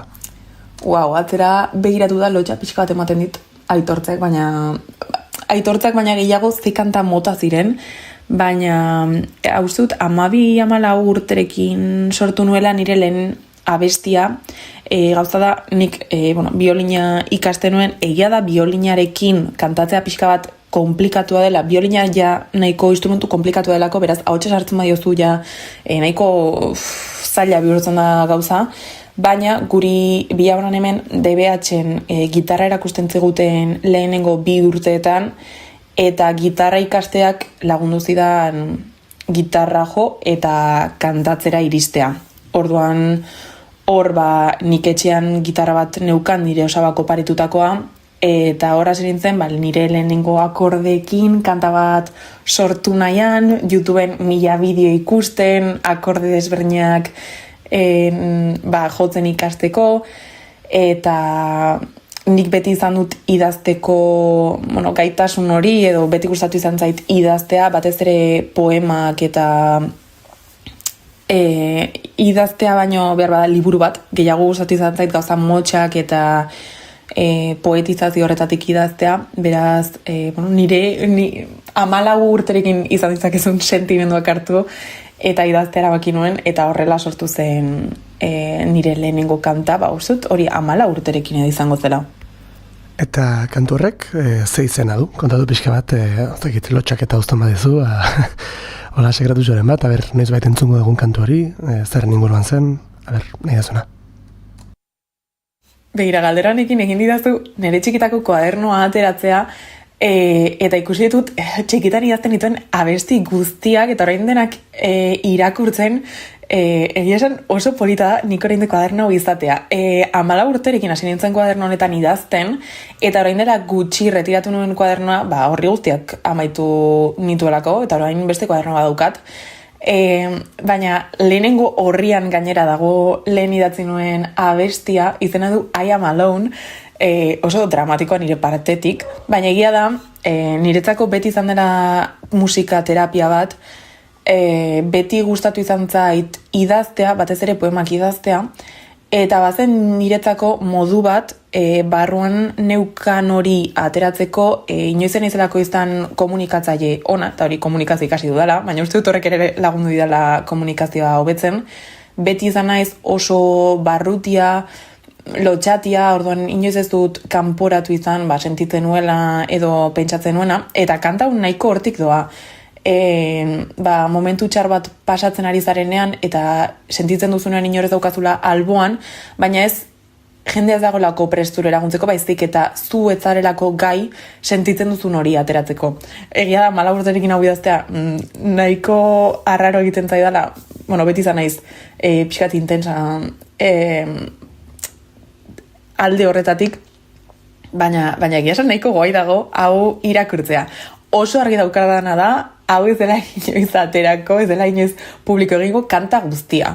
Egia da ukelelea daukadara oraintxe bertan estribilloa abesteko, baina kanta osorik ez da aterako, bazkenean 14 urterekin idazten duzun zerbait, nahiko infantila izaten delako, ez modu txar batean, hori hau ikusita oso polita egiten zaidalako, baina egia da orain, beste heldutasun batetik idazten duzula, hitzak ere beste modu batean aukeratzen dituzula, eta gainera kantau da ingelesez eta ukelelearekin konposatuta, beraz, bada nahiko itxia, eta joko izet estribilloa. And I'm feeling sad, I won't ever give up easily, 'cause I can see a wonderful light at the end of the road, but I'm alone. Saio honek lehen aldiz berriro izena du, eta izan ere, hau esango nuke lehen aldia dela gonbidatu bat bere abesti bat abestera animatzen dela, tarte honetan, eta gehiago lehen abesti bat abestera animatzen dela, beraz, mila esker, haze oparia, hori bada, zure iraia gaztetxoaren argazki bat, eta azken batean hori da saio honen helburua. Baina tira alde batera utzita zure lehen pauso horiek, gaur egungo zure ibilbidean sartuko gara, eta bueno, bentsat jakin badakit, Ekana taldearekin lanean zabiltzatela, disko bat bidean dagoela, bueno, galdetu nahi nizun horren inguruan, zenu zabiltzaten, eta bereziki nolakoa den, bueno, lehen pauso bat ez, lehen disko, azkenean ez dira lehen pausoak, ze egin dago dituzu, baina taldearen lehen pauso bat ematea nolakoa den, ez? Bai, hori da, Ekana izeneko talde bat sortzeko prozesuan gabiltza. Egia da oraintxe bertan stand-by moduan gaudela esango nukela, baina oso hori daukat zerbait bai aterako dela. Eta horren arira esango nuke talde bat sortzeko prozesua oso zaila dela. Orain arte Ekana sortu arte bai ibili naiz iraia moduan, eta azkenean, bueno, ni eta nire gitarra direnean, errazagoa da gauzak aurrera eramatea, azkenean naiz eta dena zure gain dagoen, zuk erabakitzen duzulako gauzak noiz eta nola egin. Azkenean talde batean zaudenean, 4-5 pertsonen artean erabaki behar dira gauzak, eta horrek, bueno, bere argi ilunak ditu. Hala ere, nik talde batean beti askoz gehiago disfrutatzen dut, azkenean prozesua ez da mazulako bakarrik, jende gehiago dagoelako tartean, bide lagunak egiten dituzulako, eta horrek niri pia bat egiten dit bizitzan egia esan. Egia da oraintxe bertan gauden momentua badela stand-by, azkenean taldekideak ez garelako adin berekoak, bakoitzak bere gauzak ditu, batzuk oraindik gaztetxoak dira, orduan ikasten dabiltza, eta horrek prozesua gehiago zailtzen du. Orduan, momentu honetan bagabiltza, taldeko gauza ezberdinak erabakitzen, berez uda honetan geneukan diskoa grabatzeko intentzia, baina hori atzeratu egin beharko da, ez da zer gertatzen, baina nik oso argi daukat zerbait bai etorriko dela, nola baita ere grabatuko dugula zerbait eta aterako dugula, nik badakit musika ez dudala inoiz alde batera utziko, eta orain arte egin ditudan kantak argia ikusiko dutela lehenago ala beranduago, beraz, urrengo pausua izango litzateke erabakitzea nola nahi ditugun gauzak, nola egin aurrera taldearekin, nola pixka bat kuadratu denon bizitza zerbait duina egin alizateko, eta oraintxe bertan horretan gabiltza ikusiko da zer datorren, hala ere, adisaretara, hor publikatuko dugulako dena, eta espero lehenago baina beranduago zerbait bai aterako dugula, eta bidetxo bat behintzat irekiko dugula horrek, beraz, gogotsu pixka bat etorriko dena ikusteko.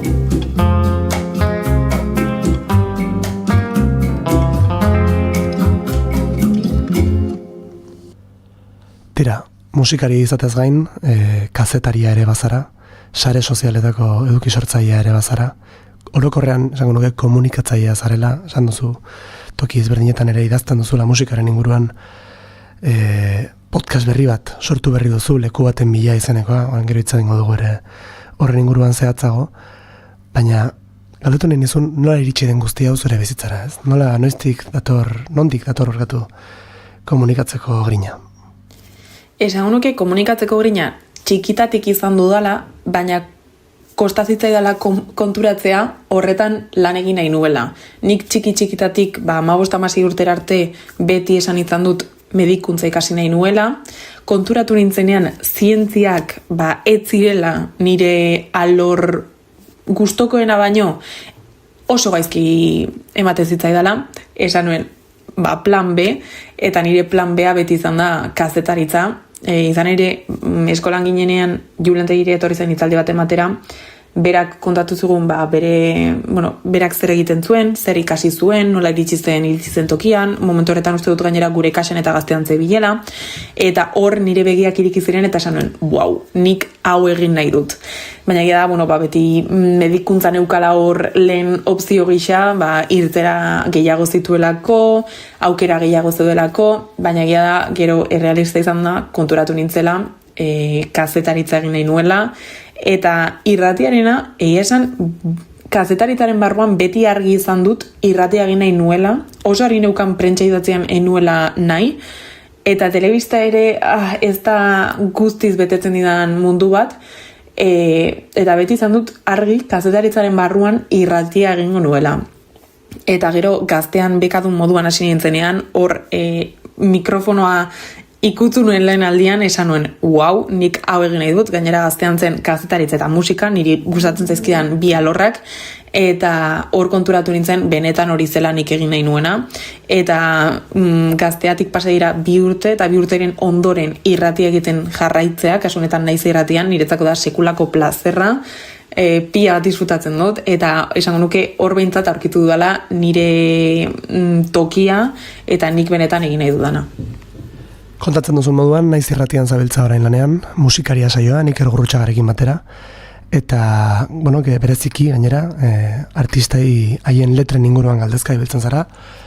Azkenean bihurtzen ari da ez, saio horretan, bueno, momentu intimo eta interesgarri bat, bai artista askorentzat eta bai entzulegoarentzat ere.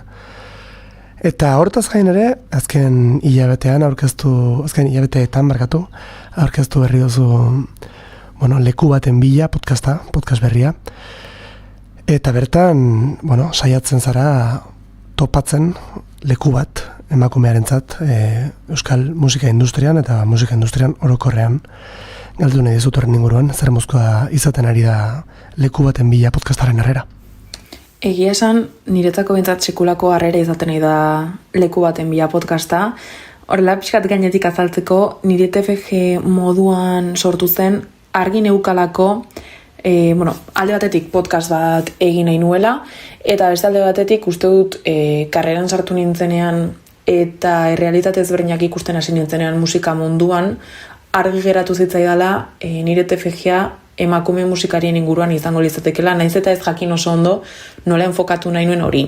Baina buelta pare bat emanda ikusi nuen azkenean musikaren industrian, barrutik ezagututa, emakume musikariek beraien lekua behar dutela, gauza askotan ez direla kontuan hartzen, sekulako ezberdintasunak daudela, bai karteletan, bai jaietan, bai udalek programatzen dituzten kontzertuetan, bai gero holtza gainean, zein holtza atzean, orduan horrekin argi neukan zerbait egin nahi nuela, eta behin TFG-a eginda eta maituta, naiz irratian sartu nintzenean argi neukan proiektu hau ezin zela TFG batean bakarrik geratu, bazeukala bere tokia gero mundu errealean ere, eta hori ateatzea erabaki nuen. Ia da sekulako harrera izaten ari dela, musikari askok babesten duten proiektu bat dela, eta azkenean hori zen nik lortu nahi nuela ez.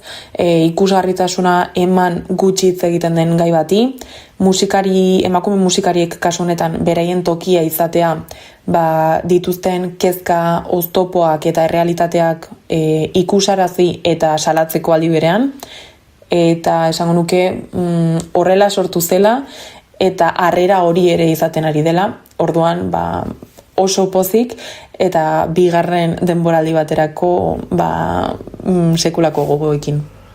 Gainera podcast honetan azken hilabeteotan ospe handiko taldeak izan dituzu, tamaina ezberdinetakoak, estilo ezberdinetakoak, eta bueno, jada imaginatzen dut tartea hartu duzula ere hausnarketa bat edo beste egiteko.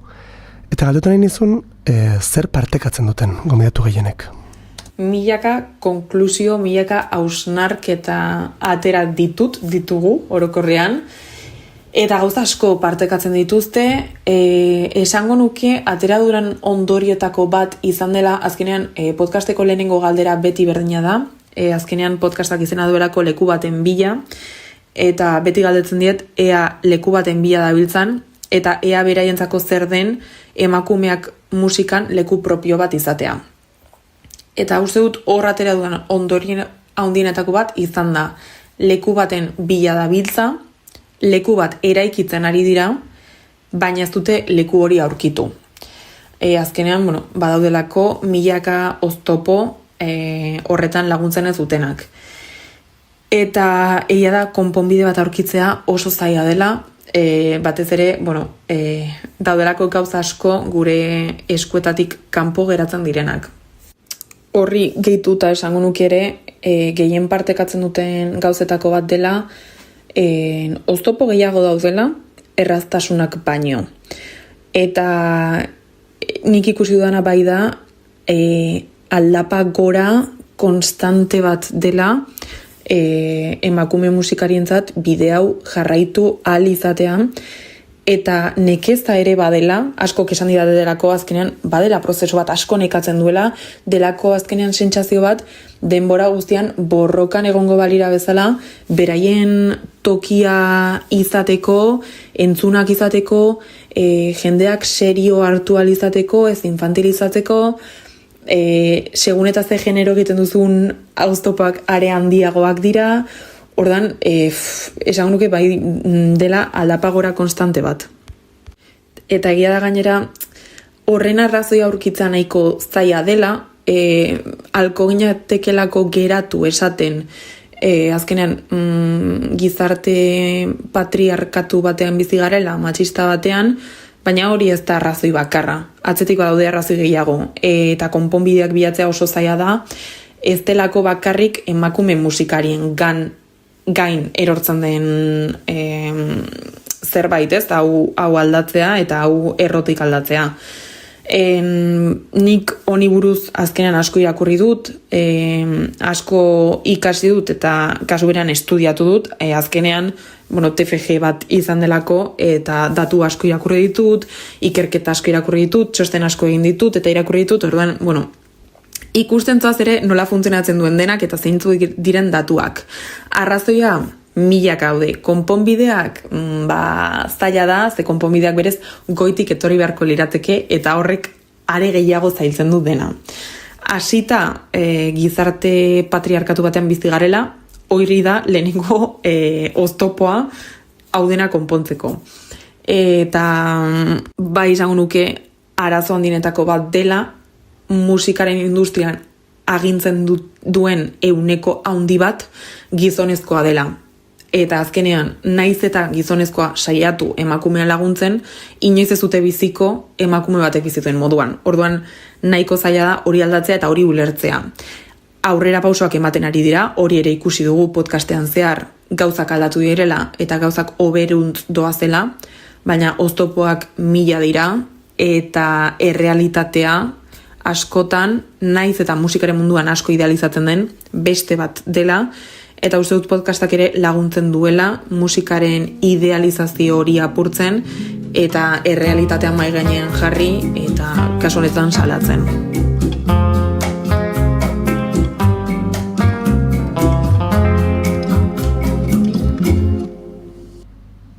Ja, saioa amaitzera goaz, pixkanaka, eta azken galderen tartea tokatzen da. Eta galdu nahi dizut, duela urte batzuk zure burua ikusiko bazenu, orain zauden momentuan, ez? Iraia gaztetxo, hasi berri horrek ikusiko balu, zenbat gauza egin dituen eta zertan ari den orain, zer pentsatuko luke? Begira naiz, pertsona bat introspekzio asko egiten duena, asko irakurtzen dut nire burua, asko hitz egiten dut nire buruarekin ere, eta askotan pentsatzen dut galdera honetan, ez? Eta duela urte batzuk adibidez, karrera hasi nuenean enuke inoiz imaginatuko oraintxe bertan nire bizitako puntu honetan egongo nintzenik. Eta egia esan da nahiko arraroa, baina harrotasuna ematen duena ere nire burua puntu honetan edo momentu honetan ikustea. Azkenean begiratzen dut atzera, pentsatzen dut karreran sartu nintzen lehenengo urtea, eta orain nire burua ikustea eta jakitea aurkitu dudala benetan zertan egin nahi dudan lan, ikusi dudala musika eta kazetaritza uztartzeko gaina izela. Badagoela modu bat bi gauzak batera egiteko. Gainera nagoela proiektu oso guai batzutan, jendeak nirekin kontatzen duela, elkarrizketak ematen ari naizela, nik orain atzera begira Iraiari esango banio Muganeko abeslariarekin elkarrizketat egiten ari naizela, eluke sinistuko, ez? Azkenean horrelako gauzak ikustea niretzako da sekulakoa, eta horrek uste dut ere egiten didala pixkat humiltasun hori mantentzea, hemen izango banintza bezala ez dakit zein, ez? Baina esan nahi dut, ostras, duela urte batzutako iraiari esatea, ez da horren zaila, lan egitea zuk nahi duzun horretan, lortzu ezakezu, gauza oso guaiak etor daitezke, ez espero bizitzaz gutxiago, ez kaso honetan, ze beti uste dut gure burua gutxiesten dugula, ni bentsat askotan naiz, hau zaila da, ez da ezinezkoa, baina bai da zaila, ez dakit, gauzak egiten badituzu benetan, benetakotasunetik saiatuta eta lan asko eginda, gauzak etor daitezke, aukerak etor daitezke, eta esan nuke duela urte batzuk nire buruan momentu honetan ikusten ez, 22 urterekin lanean nabil irratian, nahi dudan tokian, musikan nire espazioa daukat, proiektu bat daukat, podcast bat daukat, nik nahi dudan horretan, musikari ez inguratzen ari naiz, eta hori beti da pozgarria, azkenean musika delako nire bizitzaren parte handi bat, eta esan nuke orain dela urte batzutako iraiari hau dena kontatuko banio, elukela sinistuko eta esango lukela, wow, horra iritsi nahi dut. Baina, bueno, prozesua pasa behar da, eta esan orain bertan oso pozik nagoen tokian egoteagatik. Zein izan da zure azken lehen aldia? Wow, nire azken lehen aldia. Esango nuke duela asteburu batzuk emanuen galtzaundiri esker, izan nintzen hitzaldi baten parte, sormenari buruzko hitzaldi baten parte, eta hori izan da nik uste dut lehen aldia horrela publikoaren aurrean eta telebista 28 kanala emititu dena, elkarrizketa bat egin didatela, beste hainbat Julen Unano eta Luma Otañorekin batera, Alex Padillak elkarrizketatu zigun, eta esan nuke hori izan dela horrela lehenengo aldia elkarrizketa profesional bat publikoan telebistan ematen dudana, eta izan zen egia esan oso gaia gainera ni naiz pixkat friki arrelako gotetan, eta izan zen lehenengo aldia mikrofonoekin elkarrizketa bat ematen nuena, telebistan jartzen dizkizuten mikrofonoekin elkarrizketa ematen nuena, eta niretzako horrelako gozak dira oso gai, eta esan pia bat disfrutatu nuen, eta gainera aukera izan nuen sormenari buruz hitz egiteko dela niri bizitzan gehien gustatzen zaidan gauzetako bat, sormena, beti esaten dut mesedez landu bakoitzak bere sormena, sortu egin artea, horrek beste bizitza ikuspegi bat ematen dizulako, eta horri buruz hitz egin ahal izatea elkarrizketa batean non publikoa dagoen eta telebista dagoen, hori izan zen nire azken lehen aldia, eta egia esan pia disfrutatu nuen. Eta zein izango da hurrengoa? Begira, esango nuke hurrengoa honin nahiko lotuta dagoela, baina bada beste zerbait, eta izango da uztailaren 2an, kanterriri esker, Oiartzunen emango dudan jardunaldi, edo formakuntza bat, justo leku baten bila podcastean, lantzen ditugun gaien inguruan, izango da jardunaldi bat, formakuntza bat, emakumeak musikaren industrian duten lekuari buruz, kantagintzari buruz, nola dagoen holtzako egoera, nola hobetu daiteken, zein den benetako errealitatea, zer esaten duten emakume musikariak, eta izango da jardunaldi bat horri buruz, 2 ordukoa, beraz oso urdurinago, baina ere gogotsu, lehenengo aldia izango delako honi buruz profesionalki hitz egingo dudana, eta esan urdurinago, baina sekulako gogoa daukat hau aurrera emateko, jendeari gai honi buruz hausnartzera laguntzeko, eta egia esan oso gogotsu etorri zaizkidan aukera guzti hauengatik.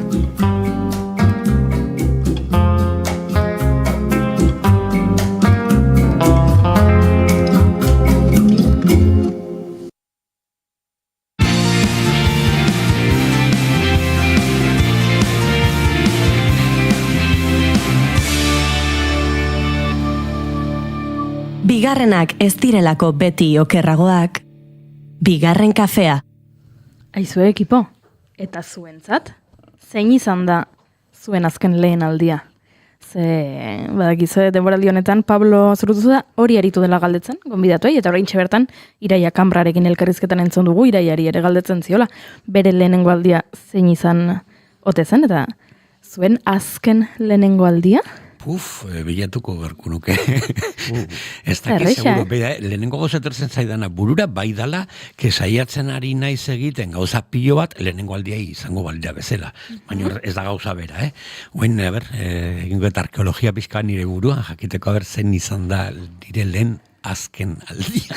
Ni ari naiz lehen aldi asko izaten etxearen kontuarekin, entzulei kontatu nien, bueno, aukera izan dudala etxe bat erosteko, eta tamalez orain oso jende gutxik daukala aukera hori egiteko, baina bueno, etxe zahar bat erosteko aukera izan dut, eta lehenengo aldi asko gertatzen ari dira, etxearekin, ez?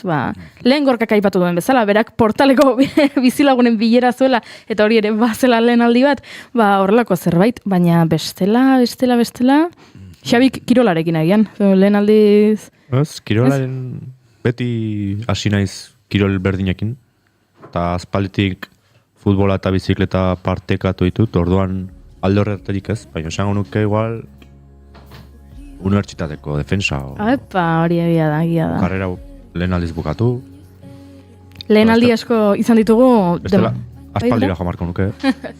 Lehen aldi asko izan ditugu denboraldi honetan, ze gonbidatu asko edo pertsona asko lehen aldiz gerturatu dira gure irratsaiora, eta bihar amaituko da denboraldi hau, beraz, aprobetxatu nahiko nuke, baitere beraiei eskerrak eta galdera bat, adinarekin edo esperientziarekin zailagoa izango da hori izaten, ez?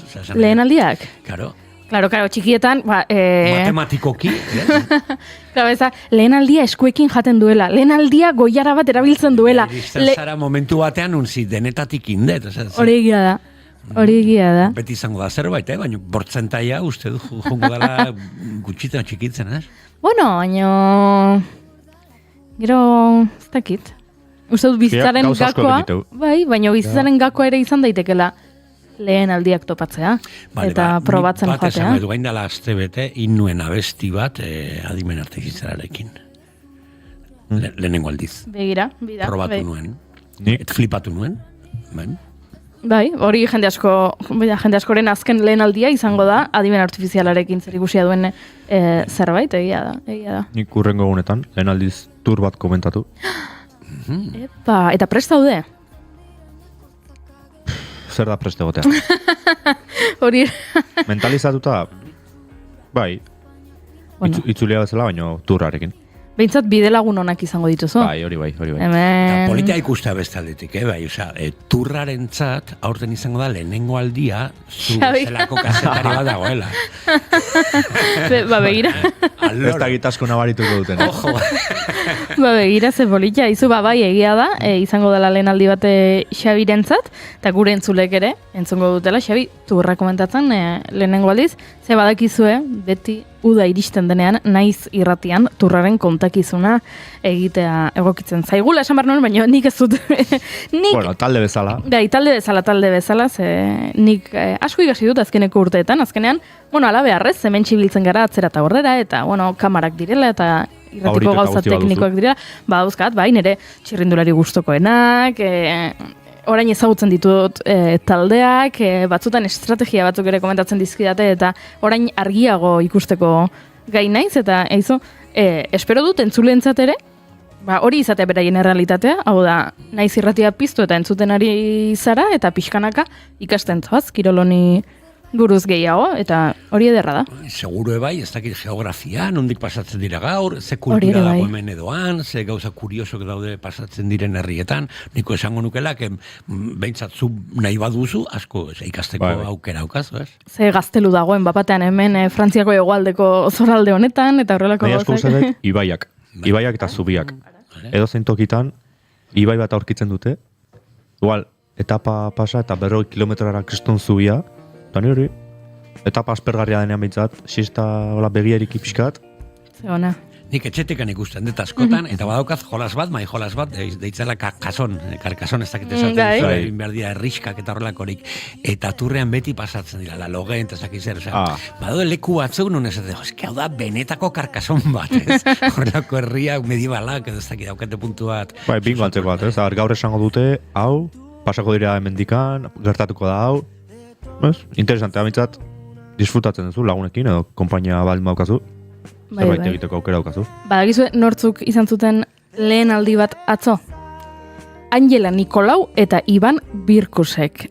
Bi eskalatzaile errusiar hauek atzo, baimenik gabe, Nueva Yorkeko Empire State Building igo zuten, eta bertan, baino puntaraino, antxe horratza dauka Empire State Buildingak oran, hori ere eskalatu zuten, eta gainera bandera bat zeukaten.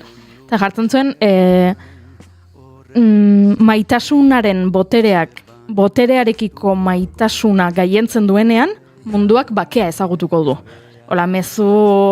Kinkon moduan, hori da, pankarta horrekin. Pankartarekin, eta antxe, eta gero, jetxi ziren pixka bat, ez dakit metro batzuk jetxi, eta Ibanek Angelari eskatu zion berarekin ezkontzeko. Eta hau dena grabatuta dago, bertako edabideen helikopteroak bueltaka ibili zirelako,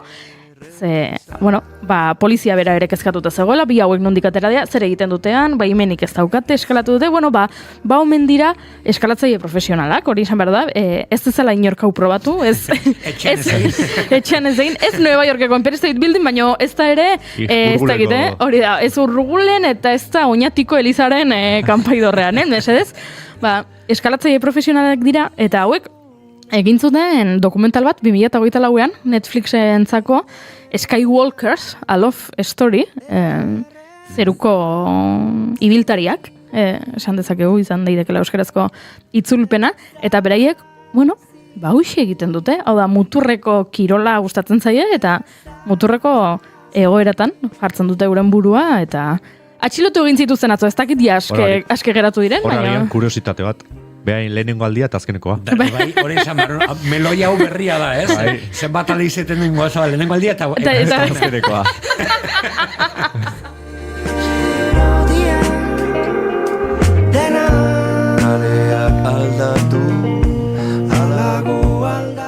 Pixka bat, testuinguruan jartzeko, Empire State Buildingak dauzka 453 metro.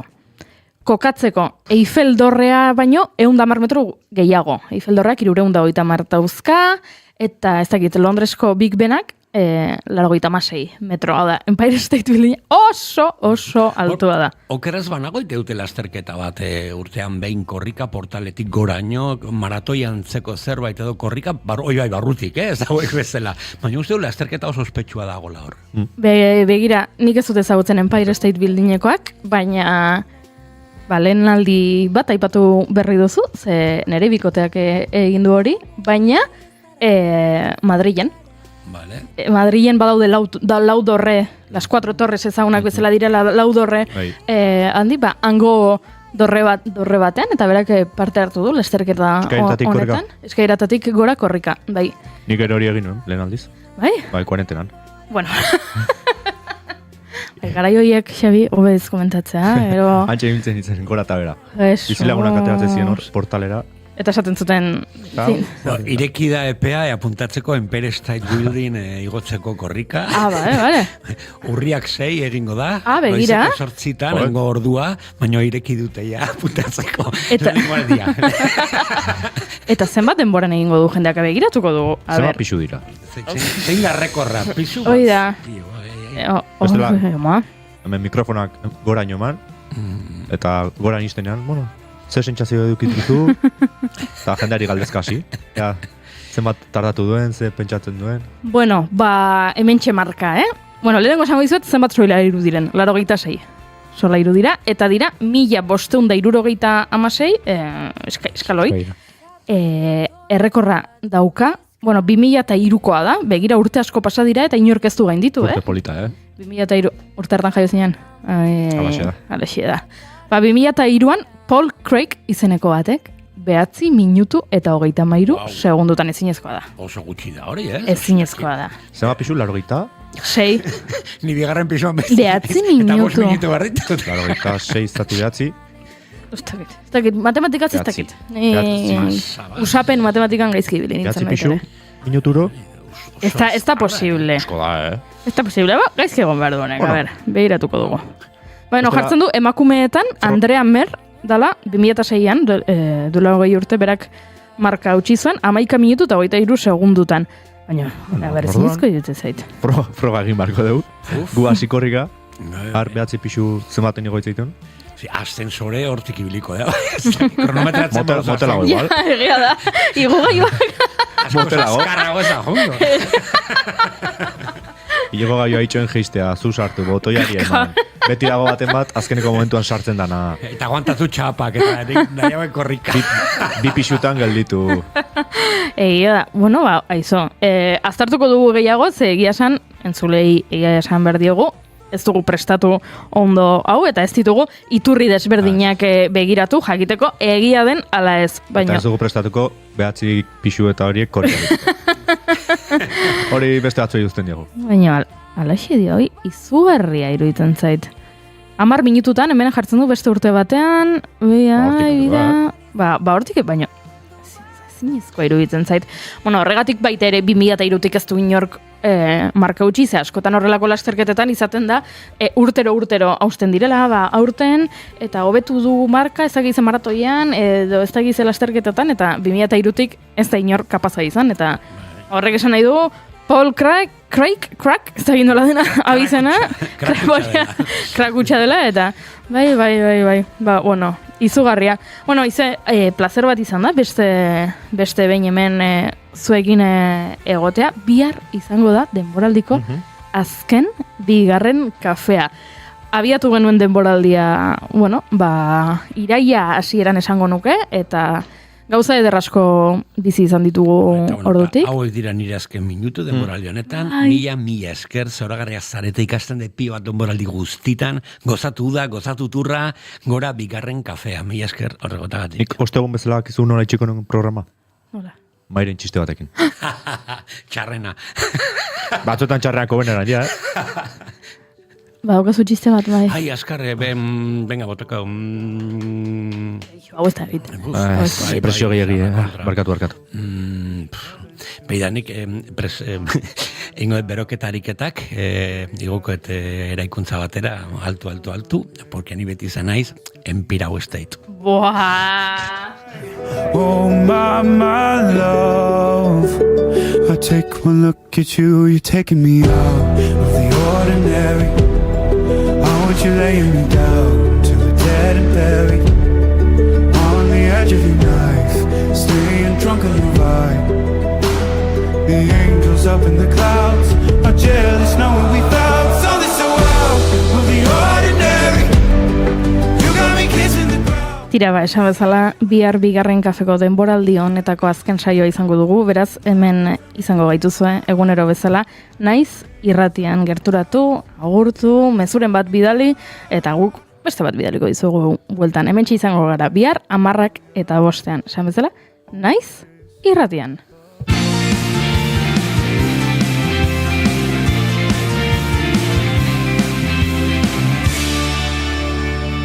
Keep calm and bigarren kafea.